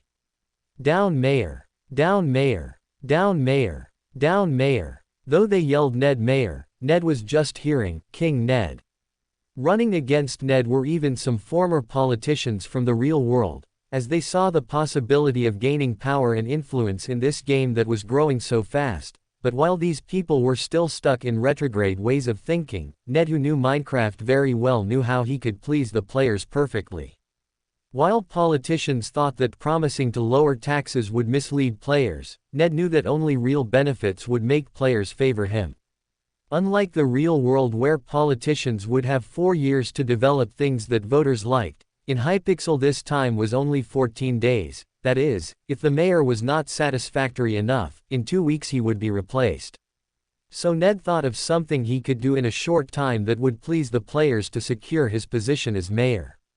Fortunately, from Ned's smile and people's excitement, the probability of him winning was very high. After the speech, Ned walked over to his 2 friends who were waiting to the side. One of his friends was someone he treated like a brother in reality, P. Parker, while the other was someone they met in the Hypixel war, Hulk. Seeing that Hulk was getting stressed from standing here so long, Ned suggested that they go fight a boss in the Skyblock's combat zone. After Peter befriended Hulk, he discovered that this big guy really liked fighting monsters and breaking things, so he suggested to Hulk that they go to Skyblock, since there were many powerful bosses. Hulk wasn't very interested, until Peter said in a simpler way that there were strong monsters there, and so Hulk got really excited. Ned and Peter helped Hulk to kill the Ender Dragon the first time, thus managing to take Hulk to the Skyblock, where Hulk spent practically the entire day fighting. As Hulk did nothing but fight, his mining and carpentry were very low, which made Peter and Ned have to help him get armor, but over time they saw something strange. Despite still wearing level 20 armor, Hulk was fighting level 80 monsters. It seemed that the more Hulk screamed, the more damage he dealt increased. But Ned and Peter didn't worry about that, seeing how simple the Hulk's mind was. They saw Hulk as a child, they felt they had to take care of like their little brother. Hulk started yelling angrily as he looked at the screen floating in front of him before clicking no. Peter guessed what it was and asked, "Was that boring man again?" Hulk, who was furious, screamed, "Yes, Hulk hates Banner, Banner can't stop pissing off Hulk, Hulk hates Banner even more." Seeing Hulk's reaction, the audience on Ned's live stream began to angrily comment as well. "This Banner is very boring. Yes, who could stand a person adding you non-stop? If someone finds Notch, we might suggest an option to block a person." "Good idea. Yes, good idea." Peter and Ned looked at each other for a few seconds before Peter sighed and opened his friends list. He didn't like doing that, but seeing how annoying this Banner was with Hulk, Peter decided to send Banner a message. Seeing that the friend request he sent to Hulk had been declined again, Banner was frustrated again. Initially he was overjoyed as he was feeling that he was back to being a normal person again. He could go out and have fun with other colleagues at work, he could even watch soccer and cheer for a team, he could get mad that his team lost, all without worrying about getting mad and Hulk destroying everything. But after a few days, Banner felt something was missing from him. As much fun as it was to go back to being a normal person, seeing the Hulk news in the Hypixel, Banner started to feel lonely. When he saw that Hulk had a personality, and even participated in Ned's livestreams with a childish and simple persona, Banner started to have a guilty conscience. Maybe Hulk was just a kid this whole time, Banner said guiltily. If Hulk really was just a kid, Banner started to think about how he had treated Hulk like a disease, thought about the army trying to kill him all the time, everyone just treating him like a monster, while Hulk was just a kid who didn't control well his feelings. "I guess I should try to meet Hulk in person." Banner thought about trying to kill the Ender Dragon and find Hulk in the Skyblock. When he logged into Minecraft, a friend request came to him. P. Parker. Alex didn't know about Peter and Bruce's conversation, but he didn't care either. After having a good time with B and getting a good night's sleep, Alex returned to Fortnite development. If there's one thing Alex knew about Fortnite, it's that the game managed to both draw a lot of love from fans, and was also great at attracting hate from players. This was mainly due to the construction mechanics during battle. As much as this was the game's differential, Alex knew that for novice players it was very counterintuitive to build instead of just shooting like in regular games, and over time, players who didn't adapt to building mechanics, increasingly more complex ones, began to frustrate more than have fun.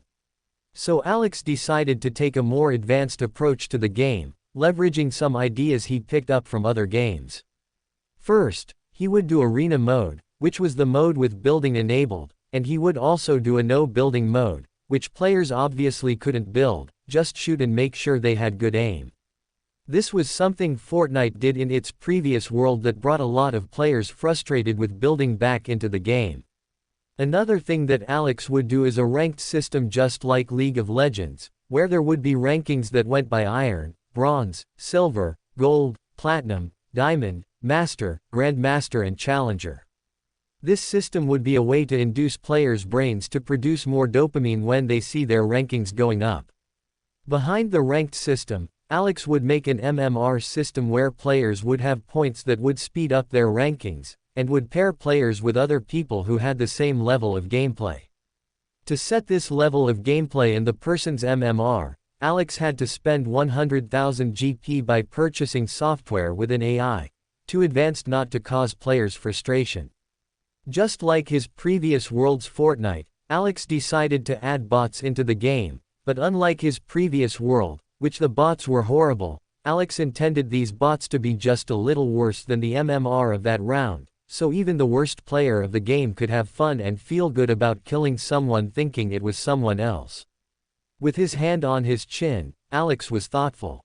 What attracted many players to the Hunger Games in Minecraft was the prizes. What can I give away in Fortnite? Alex was trying to think of several things, but he wanted something that matched the game. He knew he couldn't give players weapons, as that would be too dangerous. But after a while, Alex had an idea. I know that this game will be very popular among the military, probably the challenger rank will only be mastered by elite soldiers, while the other players won't have a chance to get something good, so I can make 2 reward levels. Alex got excited as he started to code. First he was developing a roll of bandages. These bandages, just like in the game, could heal any wound the person wore, but each bandage only healed the wound from one location. That is, if someone had an accident and someone else used this on their chest, the chest wounds would be healed, but the arms and legs would still be injured. This reward was very useful for everyone, but very simple, so Alex decided to put that every player above rank gold would receive a bandage like this as a reward at the end of a season. In addition to the bandage, Alex also made a commemorative cape that represented the rank of the person that she could use in the following season to flaunt, which just like in Minecraft, could also be sold for $220 if someone wanted to use this in the real world. As for the reward for ranked challenger players, Alex decided to make an improved version of the bandage, which was released much further down the line, but which Alex felt would fit as a good reward. It was a green spray can with a plus icon on the front, which the player could use during the game to restore wounds on the body. One can was enough to recover 150% of the player's maximum health, but Alex changed this to that in the real world this was enough to speed up the target's recovery from wounds, being enough to turn a dying person back into battle ready again. Alex knew he couldn't block military personnel from playing Fortnite, so he decided to make something that would be useful to them, but also not be used as a weapon to kill. With the rewards set up, Alex shifted his focus to setting up the build mode, what items could be collected, vehicles, vehicle mechanics, and other things he felt were important. Fortunately, Alex didn't have to configure each skin individually, as the system could use his memories to make skins much faster, since most skins didn't change game mechanics. Only reactive skins had to be configured more carefully by him, but Alex didn't care. In addition to the skins he planned to make, Alex also made the most attractive point of the trailer, the Iron Man skin. Obviously Alex wouldn't give this skin as a reward for people to redeem for the real world, he just made the skin for an NPC he set to travel around the map. Different from what the players thought, Iron Man would not be a villain in the game, but a hero, that is, if someone killed another person, Iron Man would go towards her, and if he saw that person he would shoot. The NPC wasn't invincible, but it would take a lot of effort to defeat. If the players managed to destroy him, the armor would be destroyed and people would discover that it was empty and Tony was not wearing the armor. However, they could receive the armor's boots, which allowed them to fly freely for 60 seconds. Tony will be furious that people will hunt him down just so they can fly like him. Alex thought excitedly. He knew that the boots couldn't fly by themselves, and that there were many flaws with his idea in logical terms, but he didn't care, as this was just a game, the important thing was to attract players. It's not like he's going to find me anytime soon, right? Alex chuckled to himself. Despite system greatly speeding up the game's development, it would still take Alex a few days to finish Fortnite.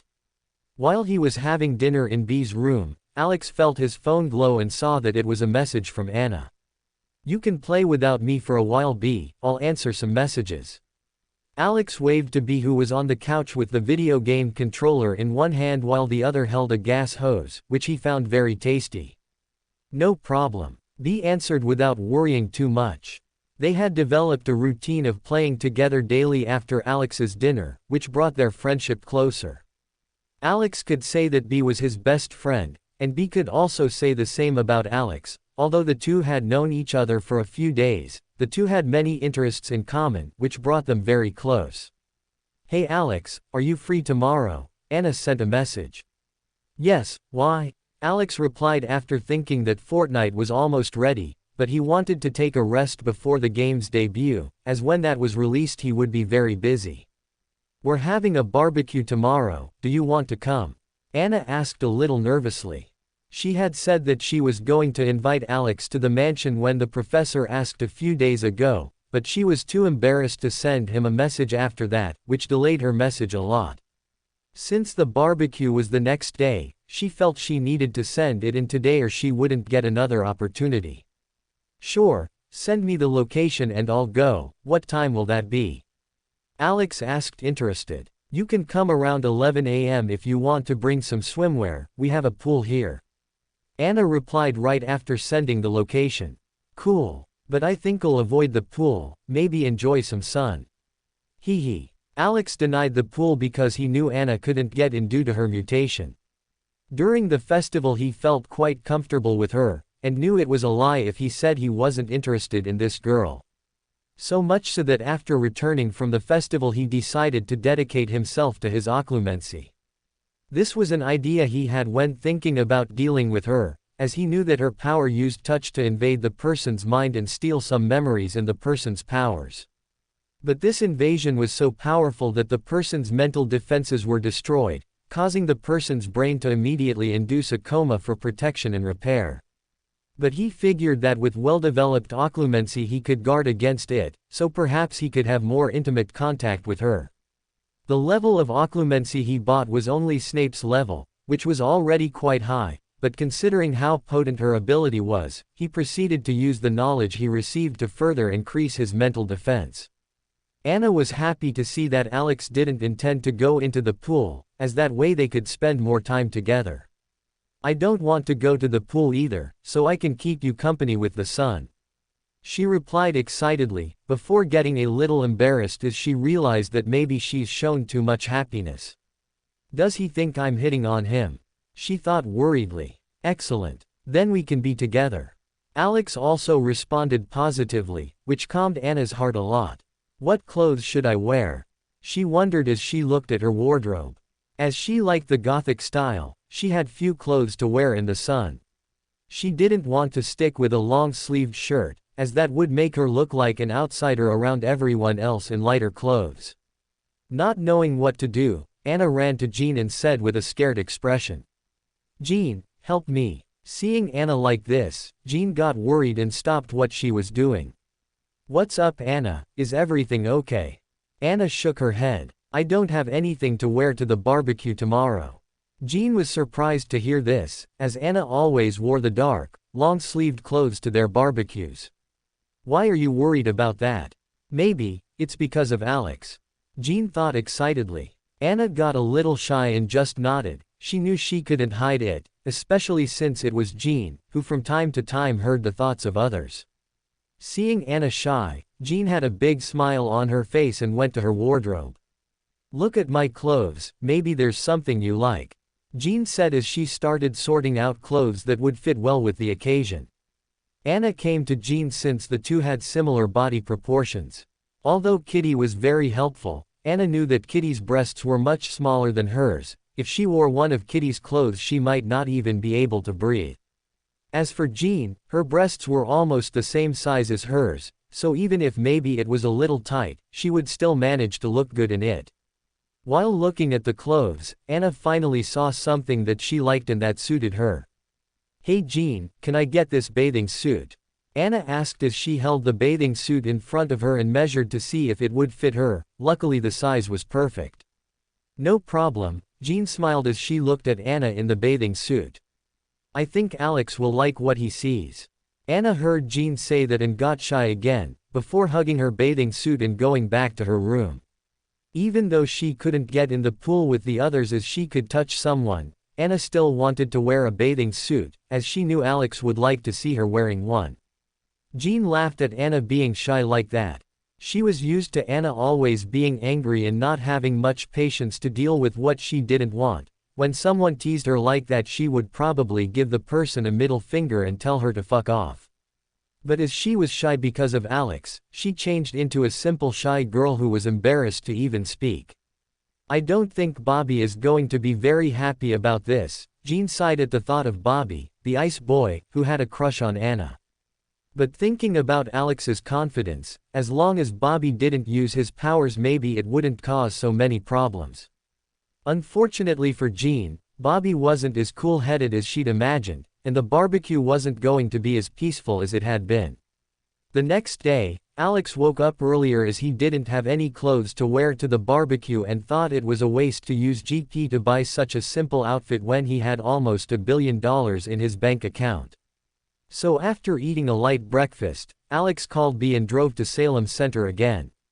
Despite the city being small, with just over 5,000 inhabitants, the Salem Center Mall was quite large, with 80 stores and a wide variety of choices.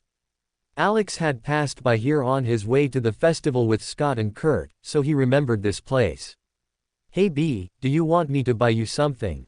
Alex asked as he drove at 200 miles per hour without much concern. I saw that there are steering wheels to put in the video game and I was curious about what it's like to drive.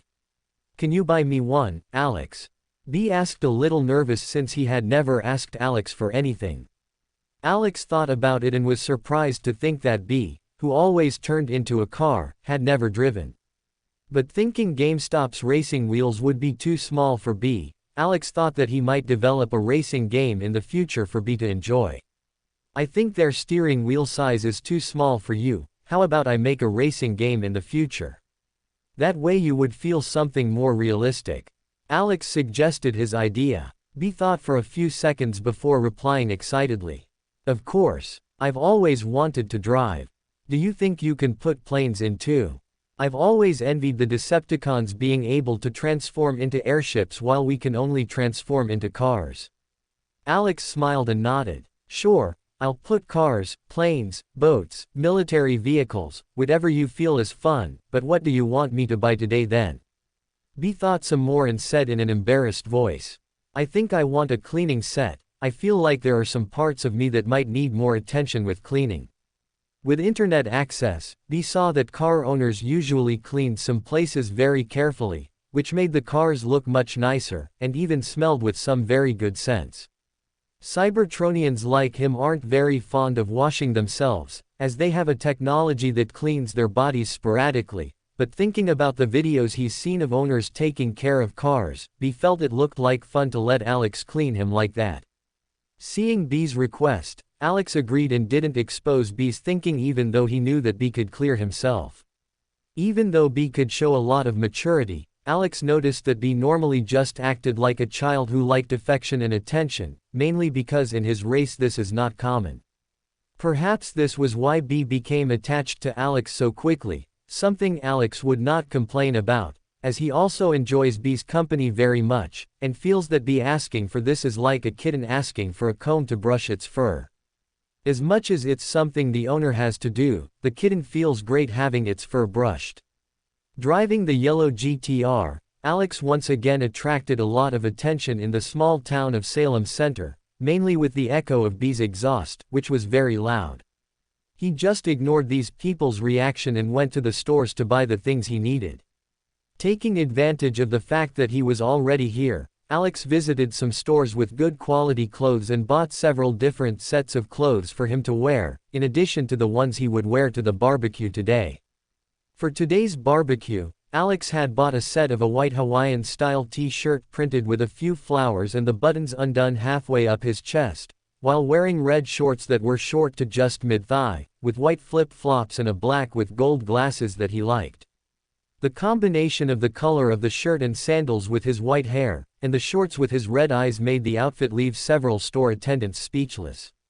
Although the outfit looks simple, but as the store was quite luxurious, Alex had spent $1,300 on this set alone, Considering the other clothes he bought, the total spent was almost $30,000. Seeing Alex swipe the credit card without worrying about the amount, the store attendants were even more shocked, and even handed Alex their phone number before he left. Unfortunately, Alex had no interest in these women and just threw it in a garbage can in the parking lot. After putting things in B's trunk, Alex finally drove following the location Anna sent him. Despite the city being small and things being quite close, the location Anna sent was quite far, as the school was a few miles away from the city. Since Alex's average speed outside the city was 200 miles per hour, it didn't take him long to reach the Xavier Institute. From a distance he saw that the gate was closed, but as soon as his car approached, the gate began to open automatically. I wonder if the gate is automatic and opens for anyone. Alex wondered, confused. But what he didn't know is that even 1 mile away, the X-Men already knew he was coming, not because he was under surveillance, but because the noise of B while Alex accelerated was loud enough for them to hear by far. Especially Anna, who was sitting under an umbrella while having a non-alcoholic drink made by Professor Aurora. Beside her was Bobby, trying to strike up a conversation with her but failing miserably as he didn't know what to talk about, and Anna didn't pay as much attention to him. When she heard the loud noise of Alex's GTR, she got up quickly and started to get ready, to make sure there was nothing wrong with her. Seeing Anna like that, Jean and Kitty started to smile, knowing the reason for her getting dressed like that, while the other X-Men were confused by the noise that was getting louder. "It's Alex. 2X. Scott and Kurt said excitedly as they got up and were going to take control of the gate to open it as soon as Alex appeared. As they imagined, just 15 seconds later, a yellow GTR appeared in front of the mansion's gate. Kurt didn't even wait for Alex to ring the bell and pressed the button on the remote for Alex to enter.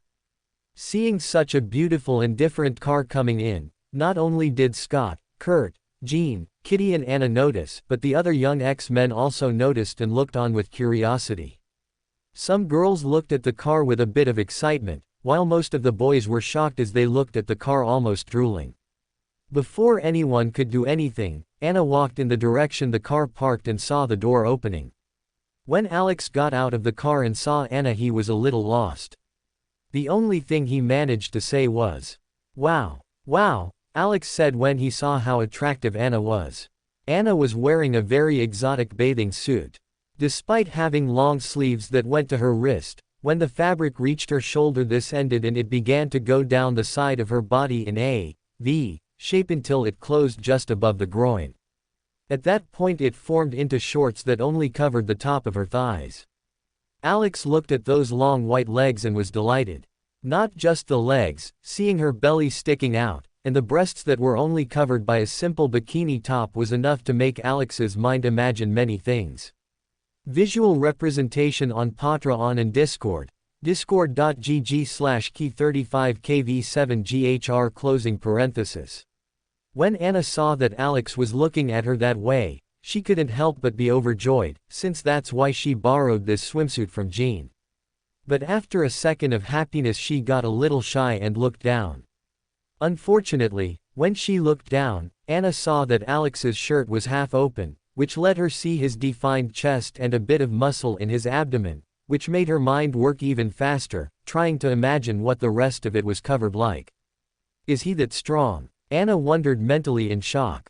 Alex didn't have such defined muscles, but for so long practicing elven breath, his body underwent great changes. Not only were his muscles sharper, his hair was silkier, his skin was smoother, and his facial features were more delicate, further enhancing his appearance compared to how he originally looked. Cough. Kurt coughed a little awkwardly to interrupt these two, who stared at each other for 2 minutes without saying anything. Hearing Kurt's cough, Alex and Anna woke up from their stupor and both became shy. Luckily Alex had thicker skin and after breathing for 2 seconds he reverted to a smile showing his teeth like his fangs and greeted Kurt. "WSUP Kurt. How are you doing?" Kurt was happy that Alex was able to act normally again and smiled. "Hey Alex. How was the road here?" he asked as he looked at B. "This time it was quiet, I came a little slower." Alex replied as he opened B's trunk to get some premium meat he bought from Shokugeki no Soma for 15 GP. Slow. I can't believe you managed to drive the B slowly, Scott who just arrived said incredulously. Alex looked at him and smiled even wider. Yes Scott, I only came at 200 miles per hour. Scott and Kurt were shocked as they exchanged glances. While 200 miles per hour was the maximum speed Scott's Corvette could reach, Alex considered that speed to be slow while driving B. Hearing this, Scott's and Kurt's heart quickened as they stared at B even more intently. Seeing that Alex was walking away, Scott couldn't take it anymore and shouted in a slightly uncertain voice. Alex, can I take the B for a ride? I'll let you drive Scarlet. Alex turned and saw Scott's expression, which looked like a puppy asking for something from its owner. But instead of answering directly, Alex took the yellow cell phone out of his pocket and turned to B to ask. B, what do you think? Scott and Kurt were quite confused by Alex's reaction, but suddenly they heard a bang coming from B's exhaust and saw the two doors opening, practically inviting them to enter, leaving both shocked. I think B already answered you, right? The keys are in there, no need to look. Alex responded with a smile as he turned to Anna after putting the yellow cell phone in his pocket, calling her to go with him since the two were going out with B. Alex did this to make it clear that he was the one who controlled B's doors and engine with an app on his cell phone. If B refused, he just pretended that he was jealous of the car, but as B accepted, there was no problem. Apparently B was a little bored and didn't feel like he got enough sightseeing, so he agreed to go for a walk with Scott and Kurt who were Alex's friends. Despite B being his car, Alex already considered B as a friend, so he wouldn't make B do anything he didn't want to. I'll introduce you to the people. Anna responded to Alex's look, but didn't have the courage to look him in the eye, still a little embarrassed. These are, Anna started introducing the students who were at the pool and walked with Alex towards the barbecue, where the older X-Men were. You already know Jean and Kitty, this is Miss Aurora, Mr. Logan and Professor Xavier, and those over there in the corner are Bobby and Evan.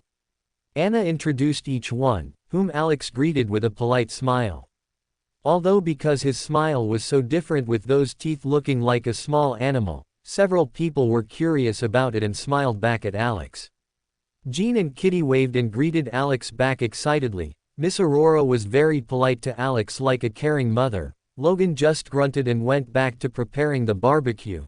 Professor Xavier smiled at Alex as polite as Aurora, while Bobby looked at Alex with an ugly expression and Evan smiled and waved at Alex, making Bobby even angrier.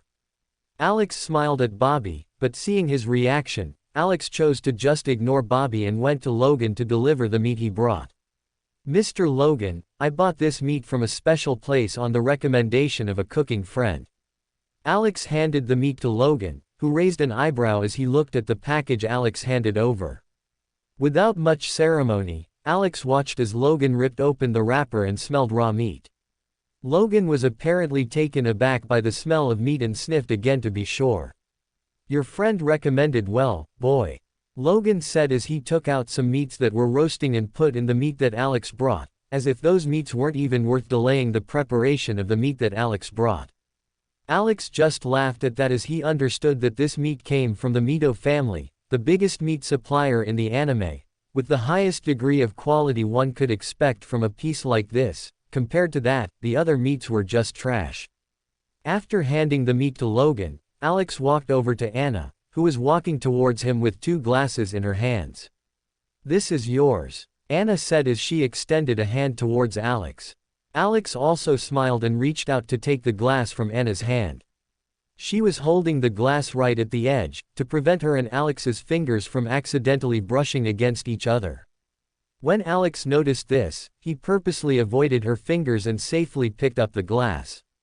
Although he had confidence in his occlumency, it was best that he left it to do it when they were alone, as it would be too flashy to do it in the middle of so many people. This is delicious. Alex was surprised by the taste of this drink and praised it. Evan, who came close to him with Bobby, said with pride. This was made by my Aunt Aurora. She's very talented. Alex praised again with a smile for Evan, who looked very friendly. Unfortunately, that couldn't be said for Bobby standing next to Evan, who had a dark expression after seeing Anna bring Alex's drink.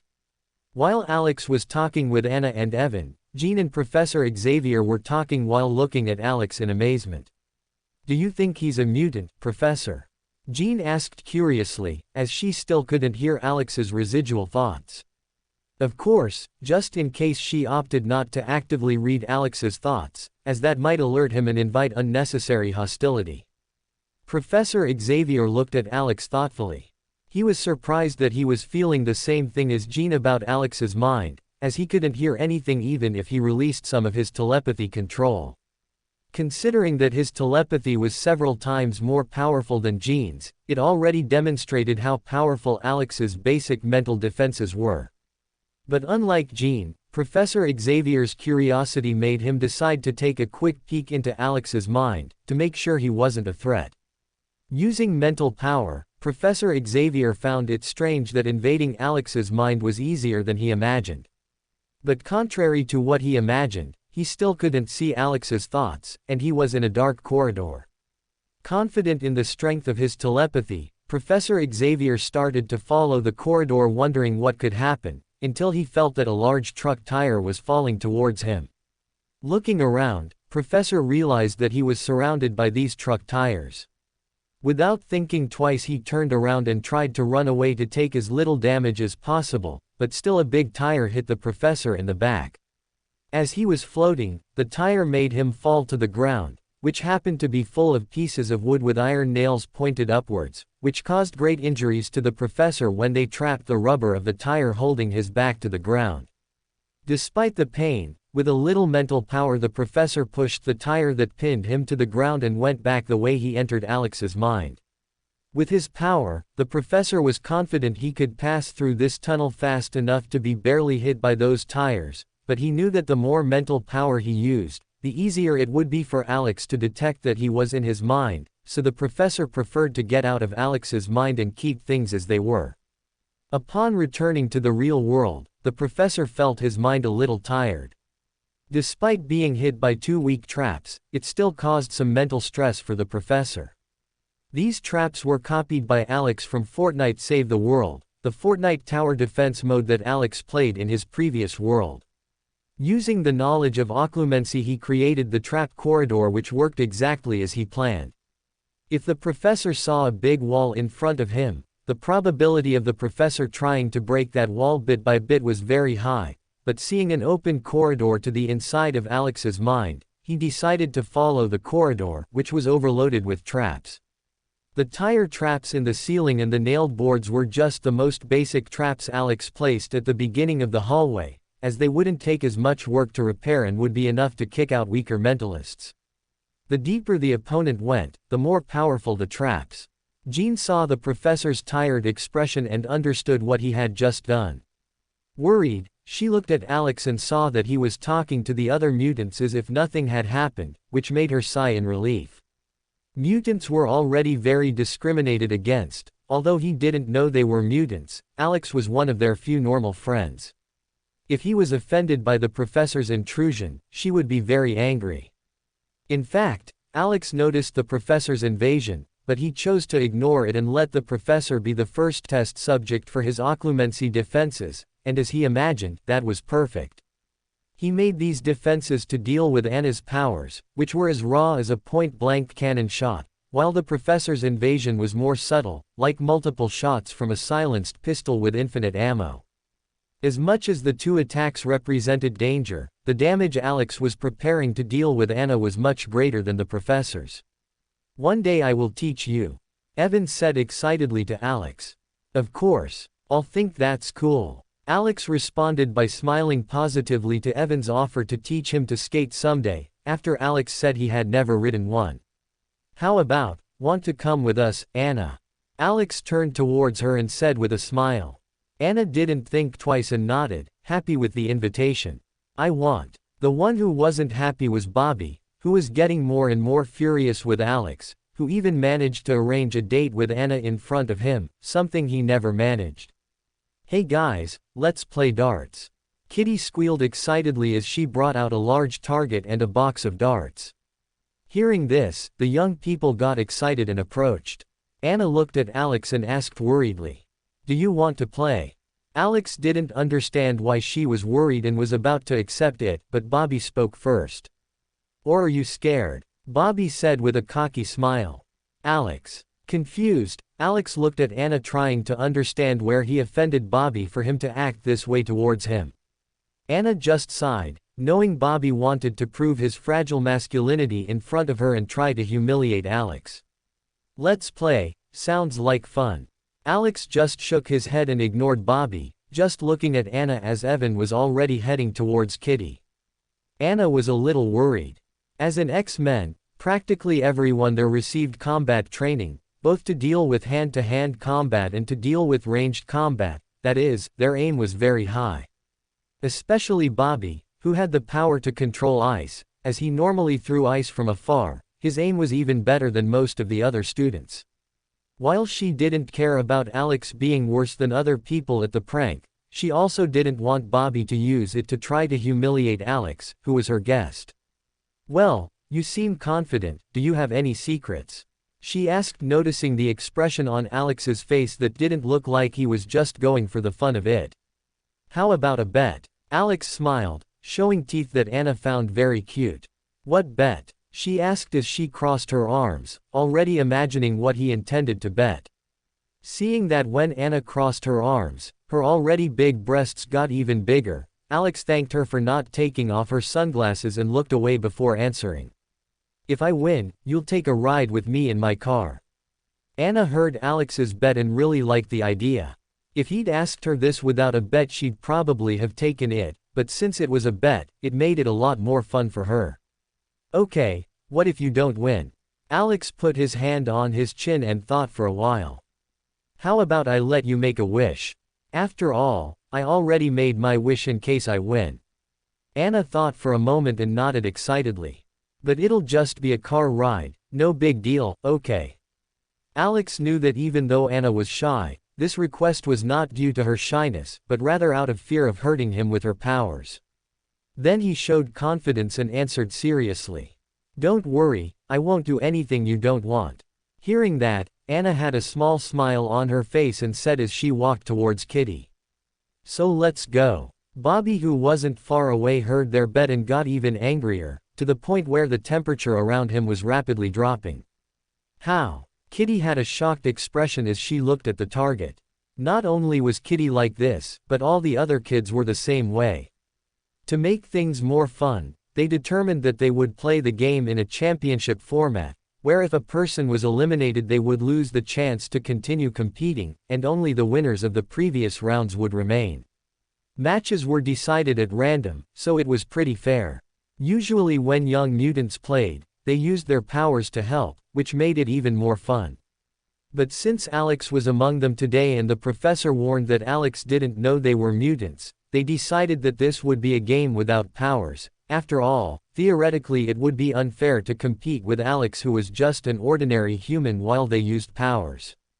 But they didn't imagine that Alex had deadshot weapon mastery, meaning as long as he was using something that could be used as a projectile and was within his force range, it would be virtually impossible for him to miss without outside interference.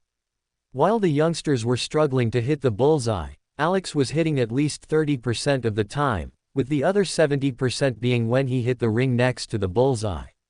Of course, this was deliberately done for Alex, as it would be unfair for him to hit the bullseye 100% of the time.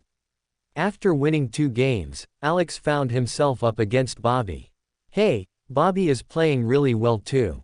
I don't think I've ever seen him hit so hard," a boy said in surprise. "It doesn't surprise me that much since he has to practice marksmanship all the time," one girl commented, thinking of Bobby's power training. "But today his condition is really good." Bobby heard the compliments and looked at Alex teasingly. Did Alex really not understand why Bobby had to be such an asshole? It was simple for him to understand that Bobby's hostility was due to Anna, as he was looking at Anna's reaction the whole time, but did he really think that showing that attitude would make him look better to Anna? Anna was looking at Alex worriedly, afraid that Bobby wanted to do something to Alex. But Alex just shook his head and opened the system screen, which only he could see, and made a purchase without anyone noticing. Alex felt his body changing, as something started to flow through his veins, before the feeling disappeared and he just felt that this was normal, and new knowledge came to his mind. Fortunately, occlumency was very helpful in this regard, as it made the process of separating that memory and organizing it much easier so that it didn't overwhelm his mind. "Bobby, you go first," Kitty said as she looked at the result of the coin she flipped. Bobby nodded proudly and flashed Kitty a smile. If it was normal, Kitty would even feel happy with Bobby's smile, since she also thought he was cute, but she didn't like how Bobby was acting today, so she just ignored it. Bobby took the javelin in his hand and threw it with confidence, hitting the bullseye for 50 points. Confident, he looked at Alex, who didn't show any reaction. And since Alex was wearing sunglasses because of the sun, Bobby didn't even know if Alex was looking at him, which made the temperature around him drop even more.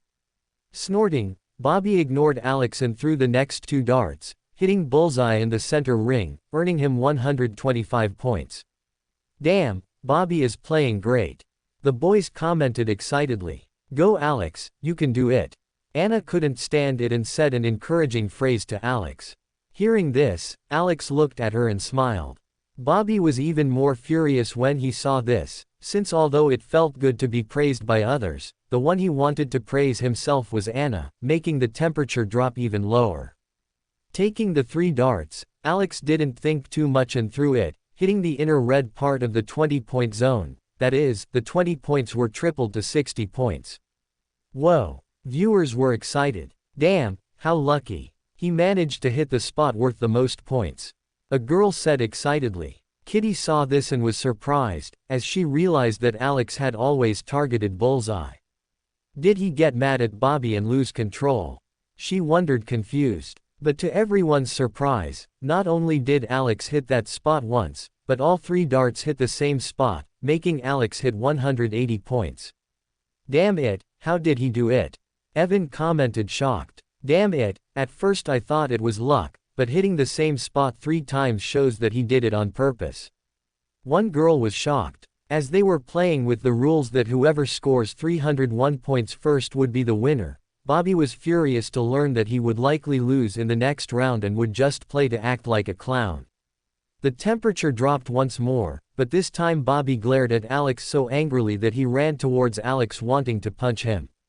Alex was surprised at Bobby losing his temper, but he thought fast and jumped back, dodging Bobby's punch. Bobby saw that he missed the punch and gave up using his fists. With his hand pointed forward, a large amount of ice began to come out of his hand, heading towards Alex. Seeing this, the mutants were shocked. Even the teachers were surprised to see what Bobby was doing. But they were so far away that there was nothing to be done. "Alex!" Anna screamed in fright as she ran towards Bobby. Her idea was to use her power to make Bobby pass out before Alex was hurt, but from the distance she knew that Bobby's ice would reach Alex before her. But out of all the people, only Professor Xavier and Logan were surprised to notice Alex's reaction. Professor was paying close attention to Alex, wondering how he would react to this situation, while intending to use his power to knock Bobby out before Alex was injured, but when he saw that Alex was completely calm, he was surprised. Already Logan, who had very refined instincts, could not feel any fear of Alex, as if he had even expected that, which made him just stay beside the barbecue taking care of the meat that Alex gave him, without much concern. Seeing the ice getting so close, Alex, who was already waiting for it, opened a small smile, and just like Bobby, he also stretched his hand forward. With his left hand extended forward, in a split second a blue magic circle appeared in front of Alex. This circle had the appearance of a large snowflake, very shiny and attractive. Visual representation on Patra on and Discord, discord.gg/key35kv7ghr closing parenthesis. Through the magic circle, Alex controlled the mana he just acquired to make a large wall of ice appear between him and Bobby, to protect him from the attack. But Alex didn't intend to stay still while receiving this attack, so Alex made a small pillar below his feet and climbed this pillar up to the height of the wall, giving Bobby vision, who was still confused where this other wall of ice came from. On Alex's right hand, another blue magic circle appeared as he pointed at Bobby. From this magic circle a large dragon emerged and started flying towards Bobby while letting out a loud roar through its mouth, making the temperature even lower to the point that even the pool began to freeze for being close and some closer students felt shivers. Bobby looked at that big ice dragon flying towards him and froze. His mind went blank, not knowing where this dragon came from and what he could do to deal with it, as his powers were still going towards the wall that Alex made. Bobby thought he was the only one who could control ice, but this ice dragon wasn't under his control. In desperation, Bobby looked around and saw that behind the dragon was a person, Alex, who was almost covered in a glowing blue circle apparently controlling the dragon.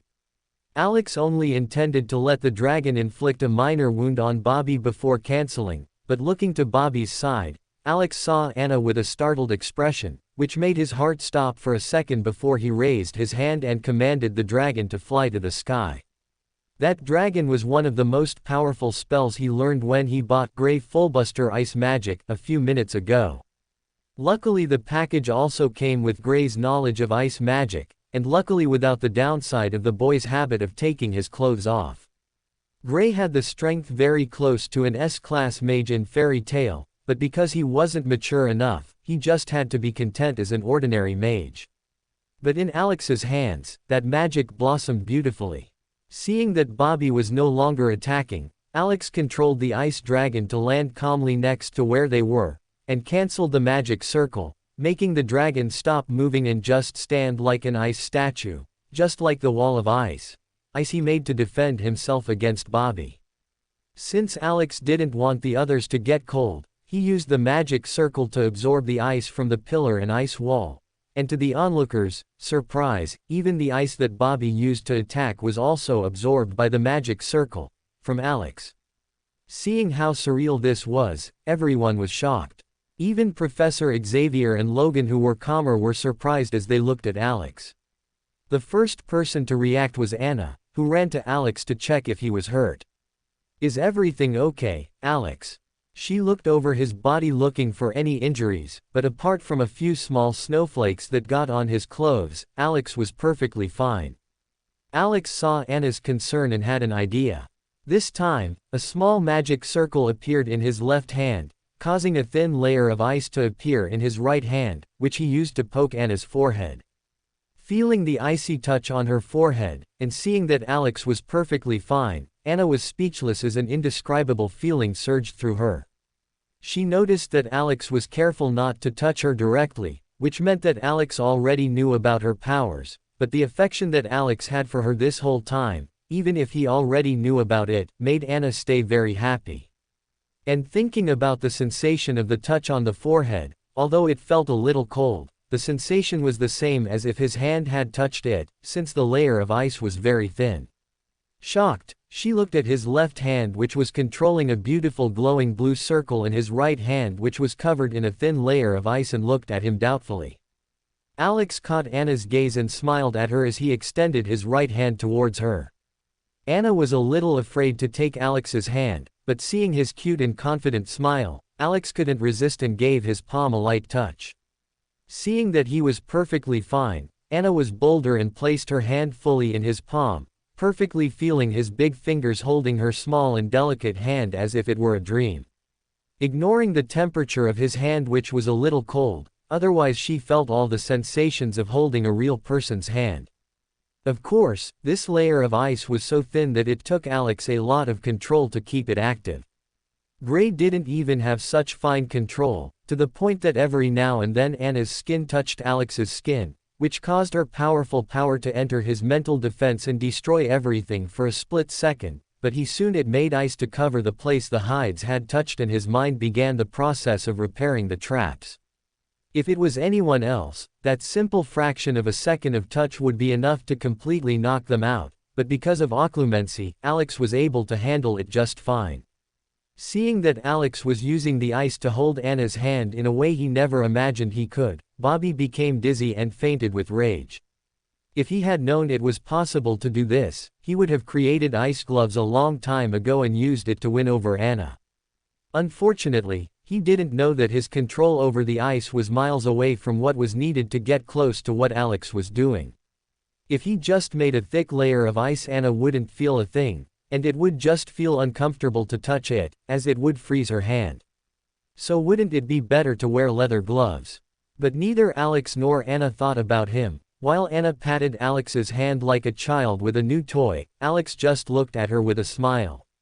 Seeing the two's reaction as if there was no one around, the other people were a little embarrassed until they heard a loud noise of an exhaust coming on.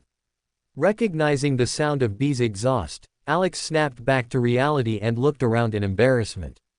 Especially when he saw Logan looking at him with the frown that made him feel like a young man who'd come to meet his father-in-law. Oops, Alex regretted letting himself be carried away by the moment. He could have done it in the car when he went for a walk with Anna, but now that Logan saw it, he just sighed and accepted his fate. So you mean you're not a mutant?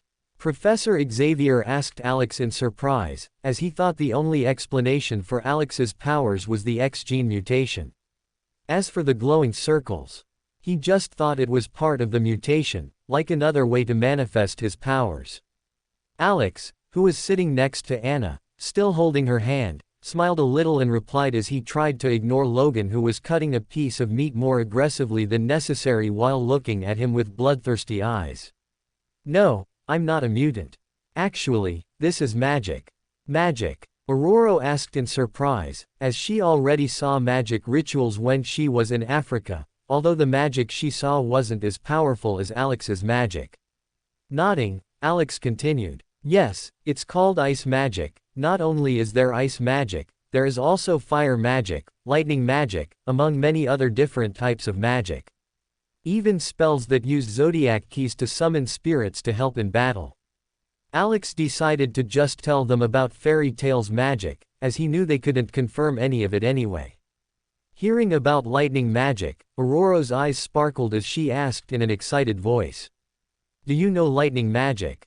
Seeing Aurora's expectant expression, Alex felt bad before answering.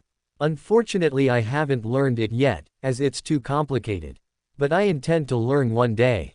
It's not that Alex didn't want to learn it, but the magic he wanted was very expensive. Laxus Drayar Dragon Slayer Lightning Magic, 2.000.000 gaming points.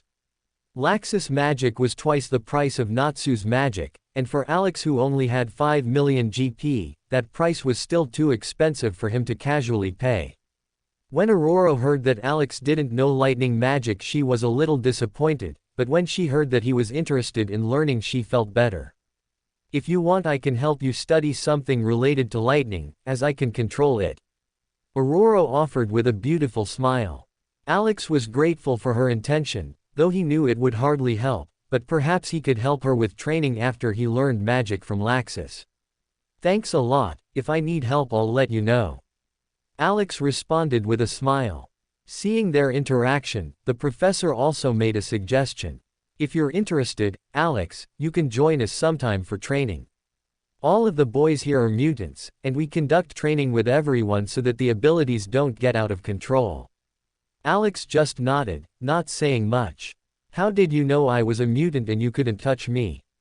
Anna asked, confused as she shifted her gaze between Alex and their clasped hands. Alex had already thought of an excuse, and responded naturally.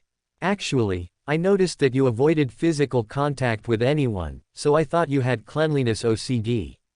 But when Bobby showed off his mutant powers, I related it to the way you were acting, or how Scott was wearing his sunglasses, until the night, and I thought maybe that was a feature of your skill. Anna heard this and was a little embarrassed that he thought she was OCD with cleanliness. So you're not afraid of me for being a mutant? Alex looked at her worried expression and gave her a reassuring smile as he squeezed her hand. Are you afraid of me for being a wizard? Anna quickly shook her head. Then why should I be afraid of your powers? Isn't it the same as me? Alex answered. Hearing this, Anna's eyes lit up, before she thought of something that would make her sad again. But you can control your magic, I can't control my powers. I can control my magic, now, but when I learned it was also quite difficult to control, and it took a lot of training to deal with it. I believe your powers are the same way. Alex held her hand tighter, wanting to reassure her. Seeing Anna's expression improve, he understood that it worked. I agree with your words, Alex. I believe that with training everyone will be able to do unimaginable things. Professor added with a smile, making Anna more confident. I'll let you talk, see you later, Alex. Professor said before controlling the chair to move away from Alex and Anna. Alex waved to the professor with the hand that controlled the magic circle and answered. Until later. When Anna saw the magic circle in Alex's hand, she realized something and let go of his hand quickly. You must be tired, right? I'm sorry, I missed holding someone's hand so much without having to wear a glove. Alex had to admit, it was quite tiring to keep the thin layer of ice in his hand while focusing to rebuild occlumency's defenses, but he found that his progress in ice magic and occlumency was very fast at that. With practice, Alex felt he could use ice magic to cover the hand without a glitch, or with a little more time he could hold her hand without the ice and let occlumency deal with her powers without damage. Of course, this would take a while, as he would need to train a lot, but thinking that the training would be while he was holding her hand gave Alex a lot of motivation to train. I'm just a little tired. But if it's to hold your hand, it's worth it. Alex smiled as he looked at her. Anna saw Alex's smile and looked away, becoming even more embarrassed. How can he make me so embarrassed? I'm not like that. Anna complained internally, but the feeling of happiness in her chest didn't allow her to kid herself about that. Then I let you train. Anna said in a very low voice. But as Alex had been training Elven breath for some time, he could hear what she said and quickly made the magic circle in his left hand and held her hand again. Then I'll train hard, he said in a low voice with his mouth very close to her ear. Anna felt Alex's warm breath tickling her ear and felt goosebumps creep up her body. Alex saw those beautiful white legs with the short ruffled hair and laughed, making Anna hit him and turn her head in mock anger. But seeing her hand that didn't let go of his, Alex smiled even more, feeling that it was fun teasing this girl. Nunu note. I have to admit that I got a little carried away writing this chapter, making the amount of words here almost double that of a normal chapter. Enjoy. Dude, I felt like my heart was going to come out of my mouth. Kurt said as he sat up with a scared expression. Scott next to Kurt wasn't much better, as his hand holding the glass with a drink was also shaking a lot. Alex looked at this with grace and asked, what was the top speed? Kurt just shook his head. I was too scared to notice. Scott, who directed B, showed a blank expression. The most I dared to accelerate was 230 miles per hour, 360 kilometers per hour. After that I felt that my arms were getting weak and I was afraid to accelerate further. Alex nodded. If he didn't know that B was a Transformers with much more advanced technology than current cars and didn't have Toretto's driving skills, he wouldn't have the courage to go so fast either, since at such speeds high, a slight error is fatal. And you, Alex, what was your highest? Anna, who was next to Alex holding his hand, asked curiously. I think it was 300 miles per hour, 480 kilometers per hour. Alex responded matter-of-factly, which made Kurt and Scott's expressions freeze. If they were already so scared at 230 miles per hour, at 300 miles per hour they would have passed out. Sounds like fun, Anna commented. Alex waved. It's a lot of fun. Since our bet was cancelled because the game stopped after the fight, how about we consider it a win for both of us? Anna thought about it and nodded with a smile. I think it's fair. Argument? Kurt asked, confused as Scott frowned. After listening to Anna's explanation, as the leader of the X-Men, Scott was quite disappointed with Bobby's attitude in using his powers on Alex while not knowing that Alex also had powers. Sorry about that, Scott said with a serious expression to Alex. Seeing how serious and polite Scott was being, Alex couldn't help but comment. You and Jean are a great match, right? You think? Scott asked excitedly as his voice got louder, attracting the curious attention of the other people around, making him a little embarrassed. It's because you don't know Scott yet, he's too straight for Jean. Anna sighed a little disappointed, knowing why her friend didn't date Scott. Hearing this, Scott was a little embarrassed, but he didn't deny it. Thinking about what he knew about the X-Men, Alex agreed with what Anna said, but thinking about the people who associated with Jean, Scott was probably the best boyfriend she could have, disregarding his straight personality. Since thinking about that idiot who was portrayed in her school, or Logan who is old enough to be her grandfather, Scott is the best fit for this, especially considering how much he cares for her. At least you already know what to change. Alex smiled at Scott. And considering how you act when you talk about B, I believe that if you treat her from that side as well, everything will be easier. Hearing this, Scott was surprised. Alex was right, he normally acted very serious when he was dealing with the other X-Men, and when he went to talk to Jean, his nervousness made him act even more serious to cover up the embarrassment. If he tried to be more natural with her, the way he does when talking about cars, wouldn't that be easier? As if she knew what they were talking about, Jean walked towards them. So you're a wizard, Jean commented as she looked at Alex curiously.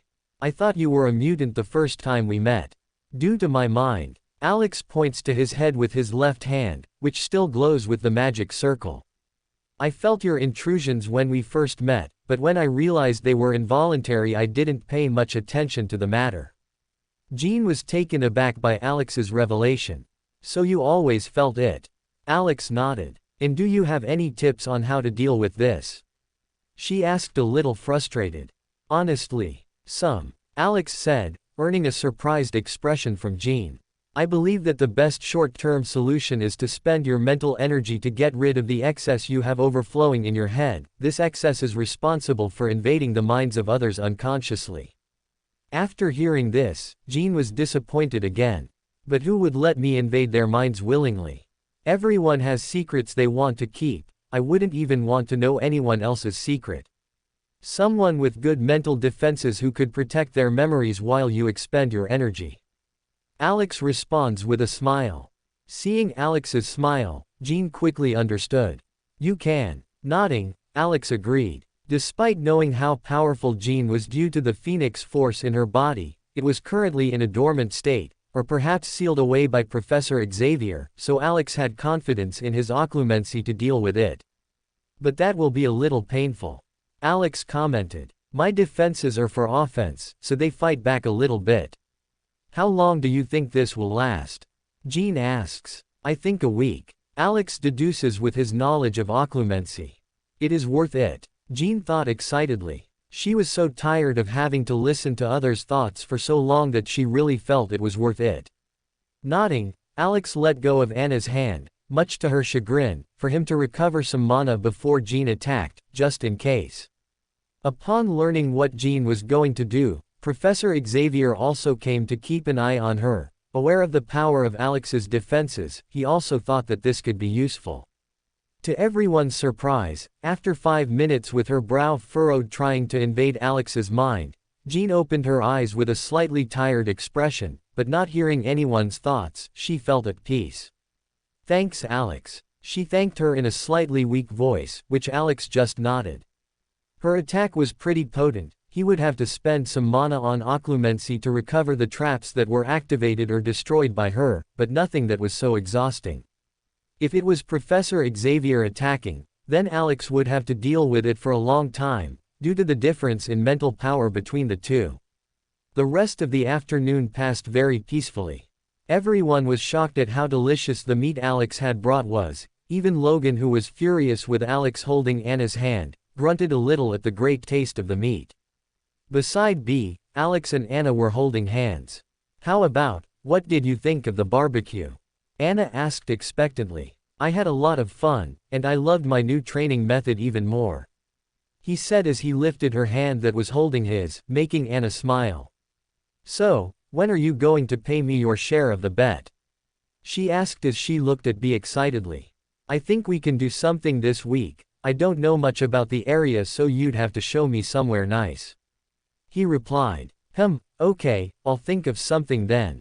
She got excited, trying to think of what they could do together.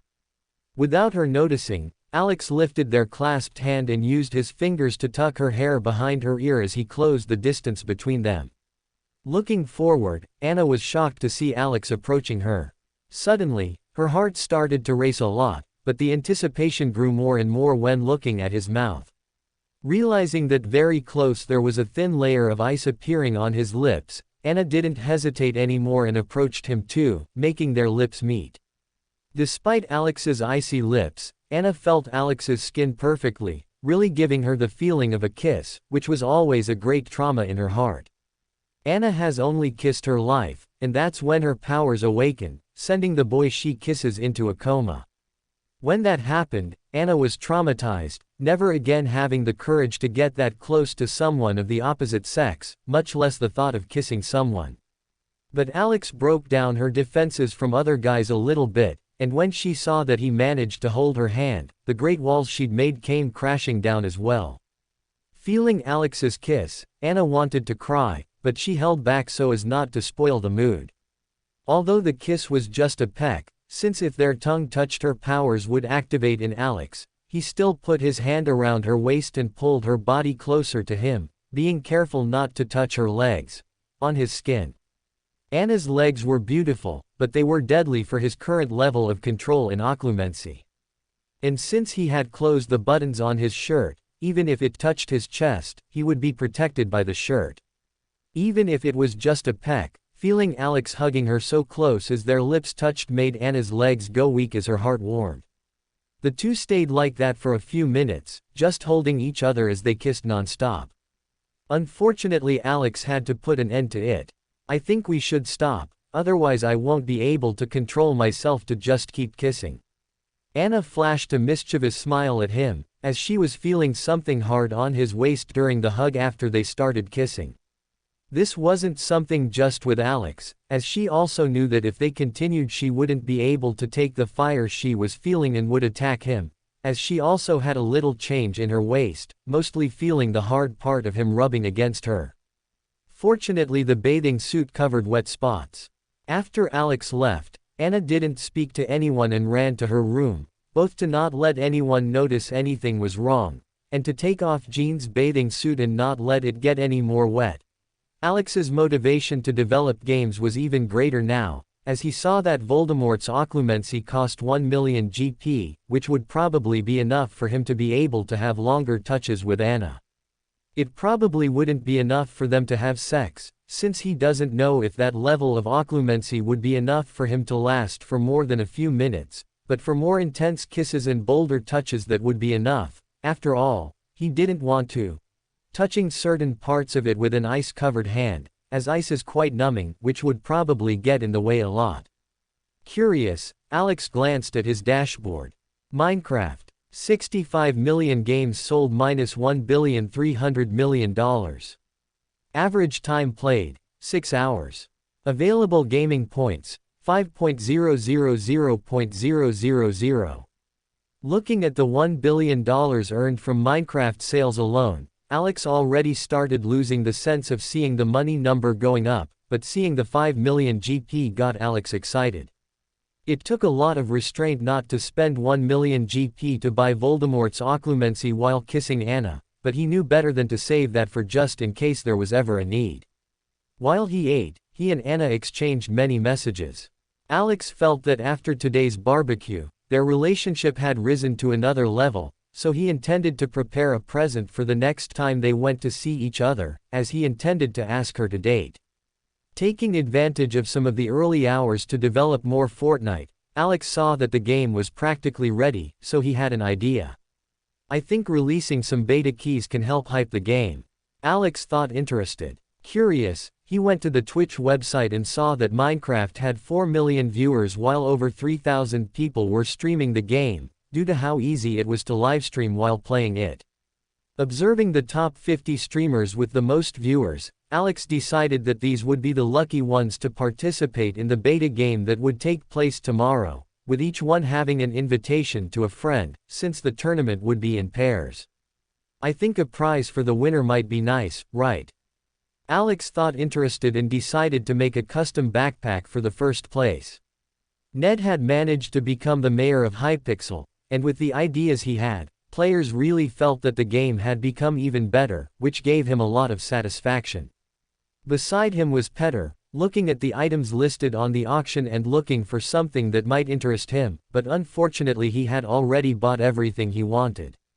Hulk was fighting monsters in the dungeons, since that was what he enjoyed the most there. Then I guess we can. Ned was talking to the livestream audience, when suddenly a screen appeared floating in front of him. You have been invited to participate in the Fortnite closed beta. Do you want to accept? Ned was shocked to see this and didn't think twice before saying yes. You have received 01 invites to Fortnite. Your access to Fortnite has been released. Suddenly, 2 paper invitations with the Fortnite symbol appeared in Ned's hand. On the paper was written, "Tear here to start download." Upon seeing the invitations in Ned's hand, the audience took a while to react, but soon they were very excited. Whoa, now you can play Fortnite. So jealous. I also want to be able to play Fortnite. TT. Hey Ned, I buy your other invite. I buy too, just name a price. Opening square bracket, closing square bracket. Seeing that more and more people wanted to buy his invitation, Ned apologized to the audience and handed the other invitation to Petter. Since Petter didn't receive the notice of the Fortnite beta, he didn't know what the invite was. Just tear it down the middle. Ned said to Petter as he did the same thing. Petter didn't ask much and tore up the invitation in confusion. Unbeknownst to them, a small file downloaded onto their computer shortly after they ripped up the invitation. Do you want to go to Fortnite? Seeing this message, Petter was confused before he understood exactly what was going on. Will we be able to play Fortnite? Petter asked excitedly. Yes. Ned also got excited and said. Come on quick Pete, I'm really curious to see what it's like over there. Without waiting for Petter's response, Ned soon clicked on accept and saw his vision change. From the square world of Fortnite, he was now in a place like a military firing range with a small open field behind. Looking around, Ned soon saw a tall, blonde man appear beside him, with a confused expression as he tried to understand what was going on. Hi, the man said a little shyly, as he looked at Ned, but to Ned's surprise, the voice that came out of the man was Petter's voice. Peter? Ned asked confused. When Petter heard Ned's voice, his shy expression quickly faded, making him even more uncomfortable as he stared at Ned in disbelief. Ned, why are you like this? Petter asked shocked. Like this? Like what? Ned didn't understand what was happening until he looked down. Unlike Minecraft, here in Fortnite his body is not square, but very realistic. The problem is that Ned didn't imagine that when he looked down, what he would find would be a female body. Down. Meanwhile, in a large Malibu mansion, Tony Stark lay in bed while hugging 2 models. After a night of very active activities, Tony was sleeping very comfortably, until Jarvis sounded an alarm, waking up Tony and the 2 models. Jarvis, stop, what is this? Tony asked confused. Jarvis answered in a robotic voice. You asked me to let you know if there was any news about Fortnite, sir.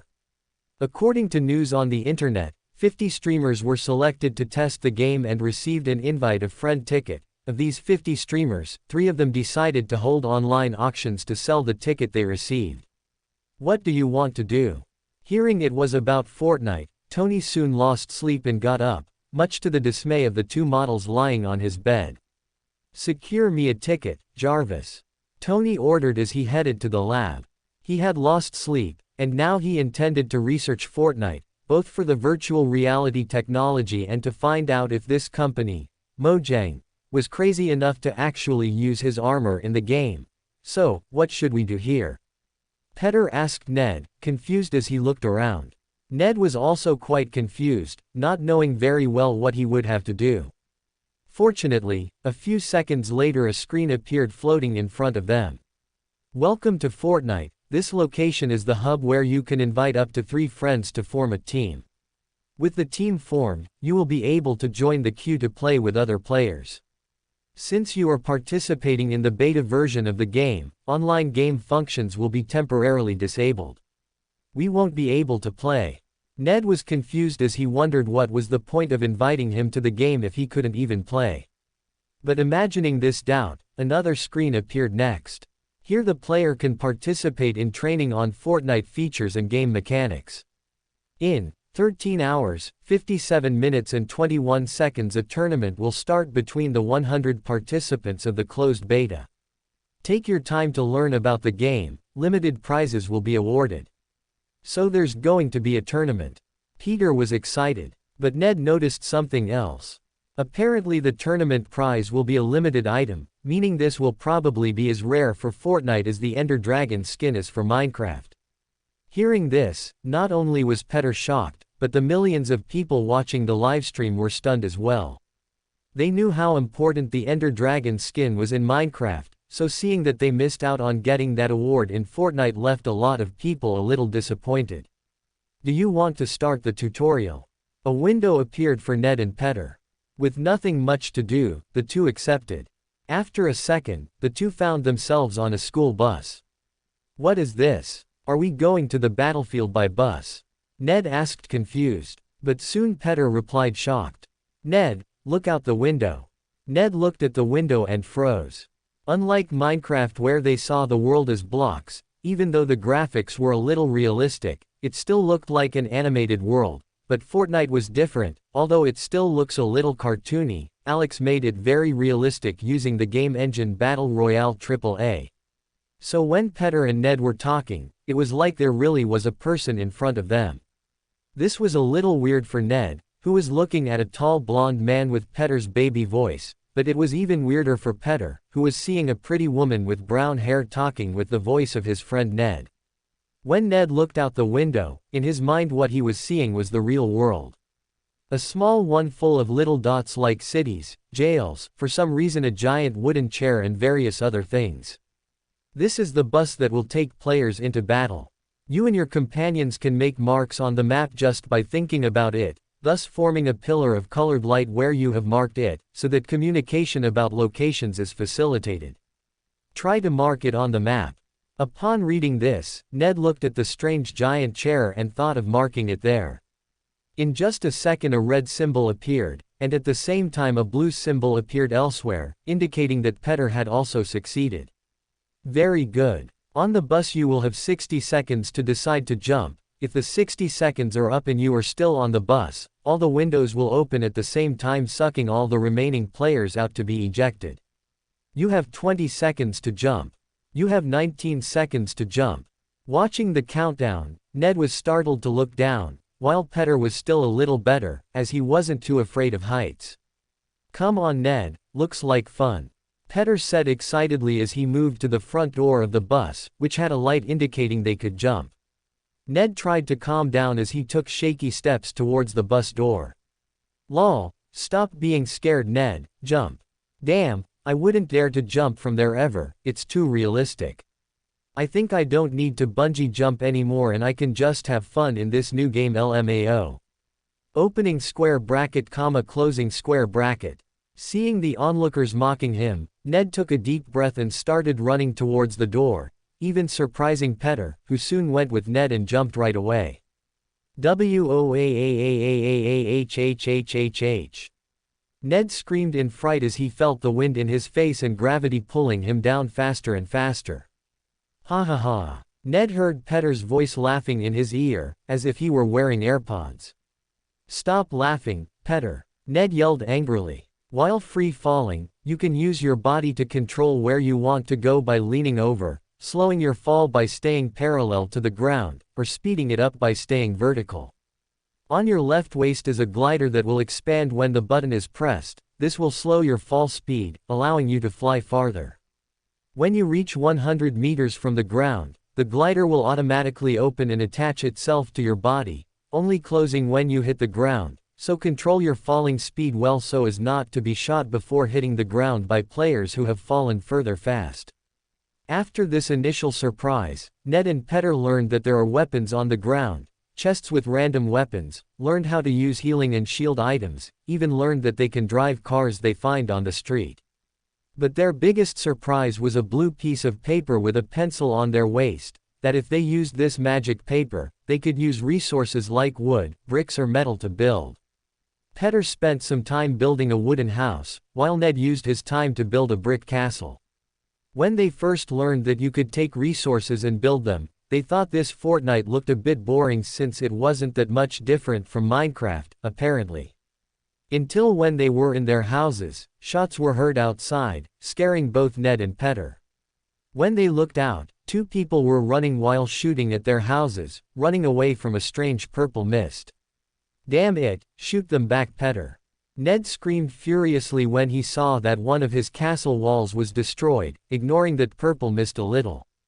Petter was also angry, since his house was made of wood, which was even more destroyed than Ned's castle, so he also took his machine gun and started shooting. To their shock, as soon as they fired, the two opposing players started to build a ladder up. What are they doing? Ned was confused as he looked at this ladder. But soon he understood. At the bottom of the stairs, the two opposing players were only with the tip of their heads out and with the beaks of their guns aiming and started shooting at Ned and Petter. Damn it, they did it to take advantage of high ground. Ned was furious and also took the magic paper around his waist and started building walls around it to defend himself.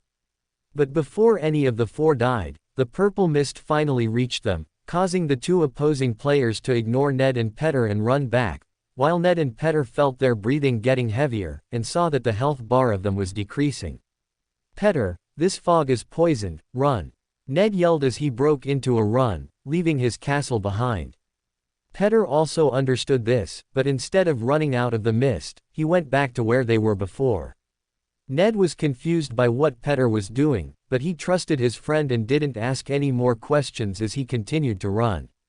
Soon he heard an engine noise from behind, and in the driver's seat of a pickup truck was Petter, scared as he drove like a madman.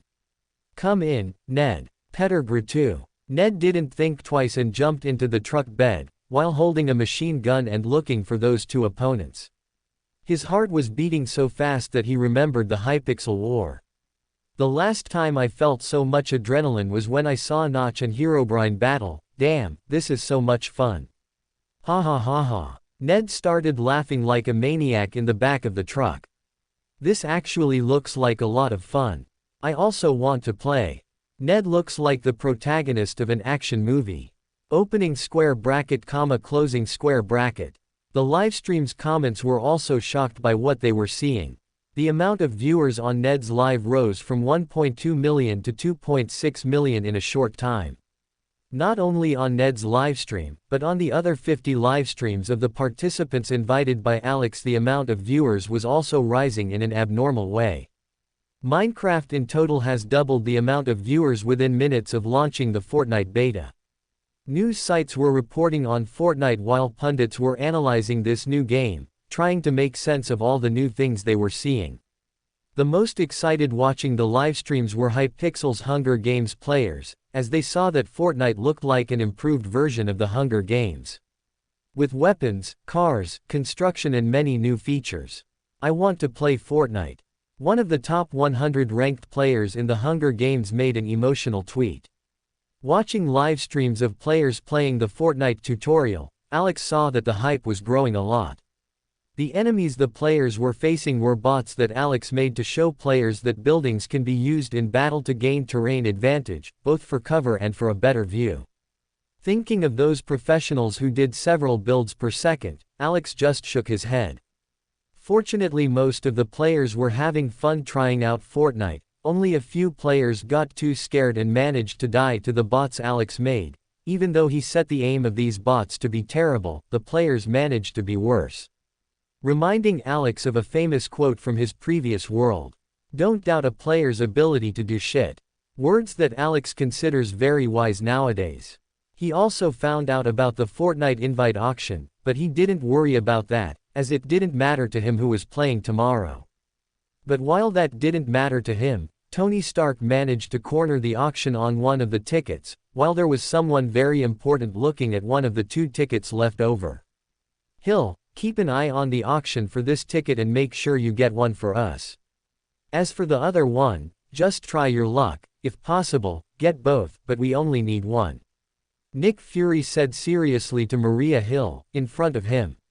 Yes sir. Maria confirmed before leaving the office. Fury intended to give the ticket to Clint Barton or Natasha Romanoff, as they were both great marksmen and were his best agents, who could guarantee the prize of the tournament tomorrow. Seeing how this game worked, Fury had to admit that it looked pretty good for more than just fun.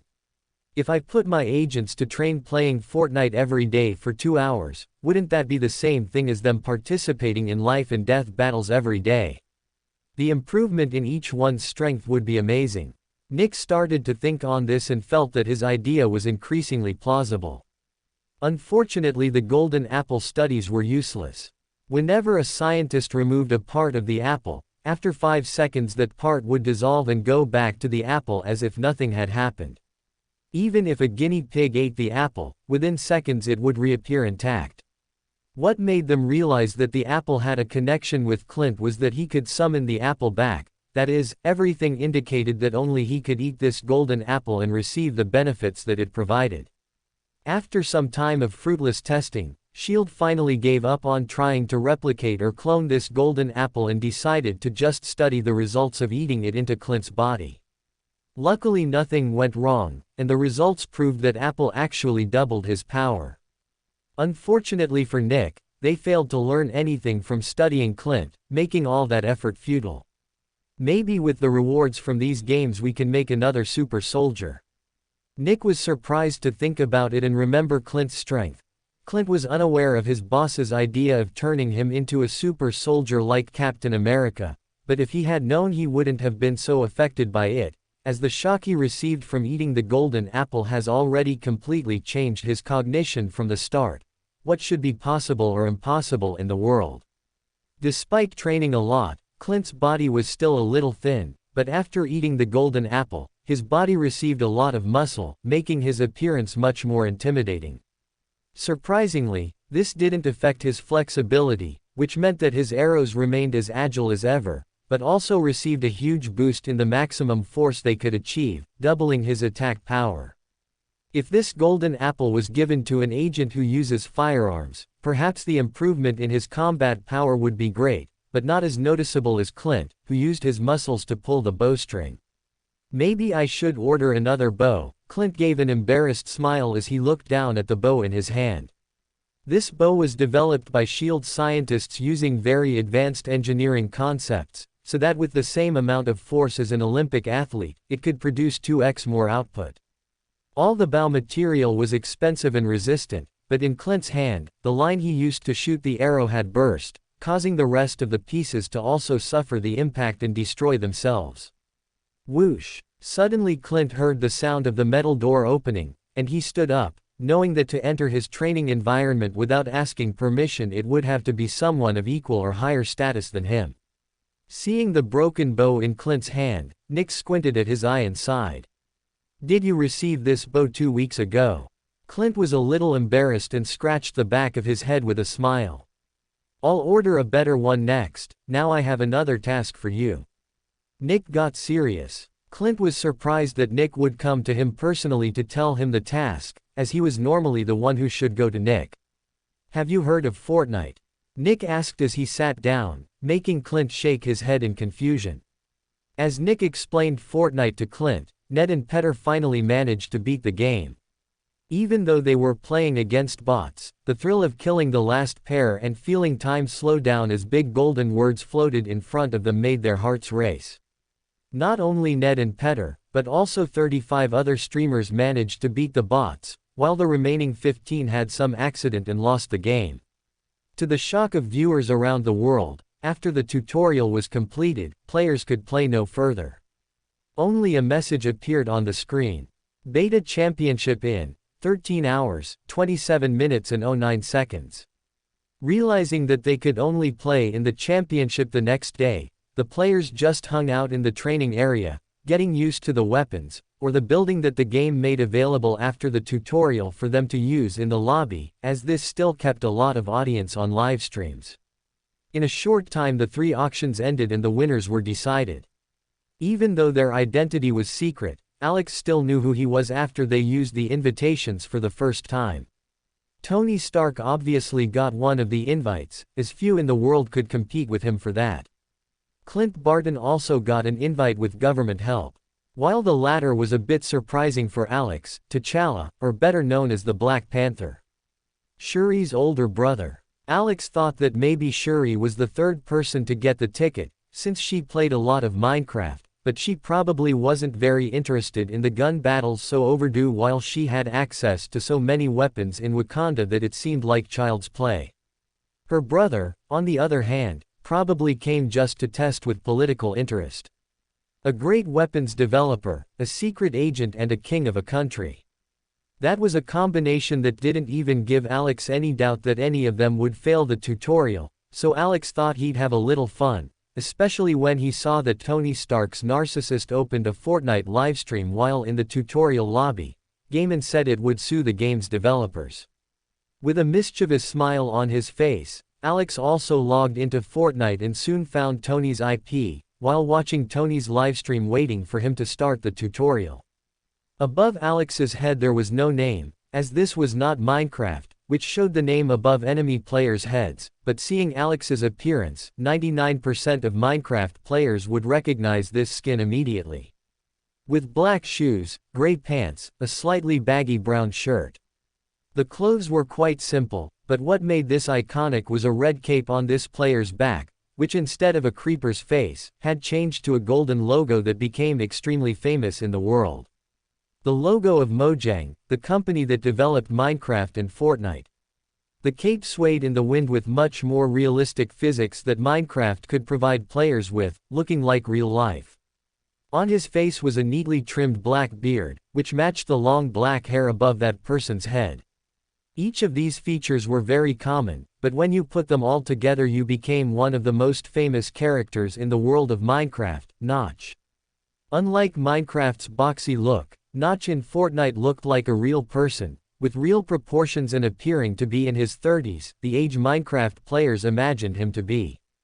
Alex made Notch's skin while developing the other skins in the game, but only Notch's skin would never be available for other players to buy, as it would be exclusive to him.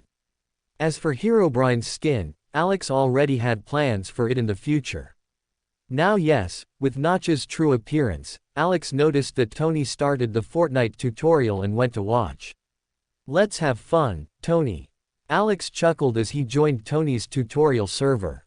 For more thrilling fanfiction stories like this, check out my channel Fanfic Audiobook. Dive into epic adventures, mysterious realms, and legendary journeys brought to life through immersive storytelling. Don't forget to like, share, and subscribe for more amazing audiobooks.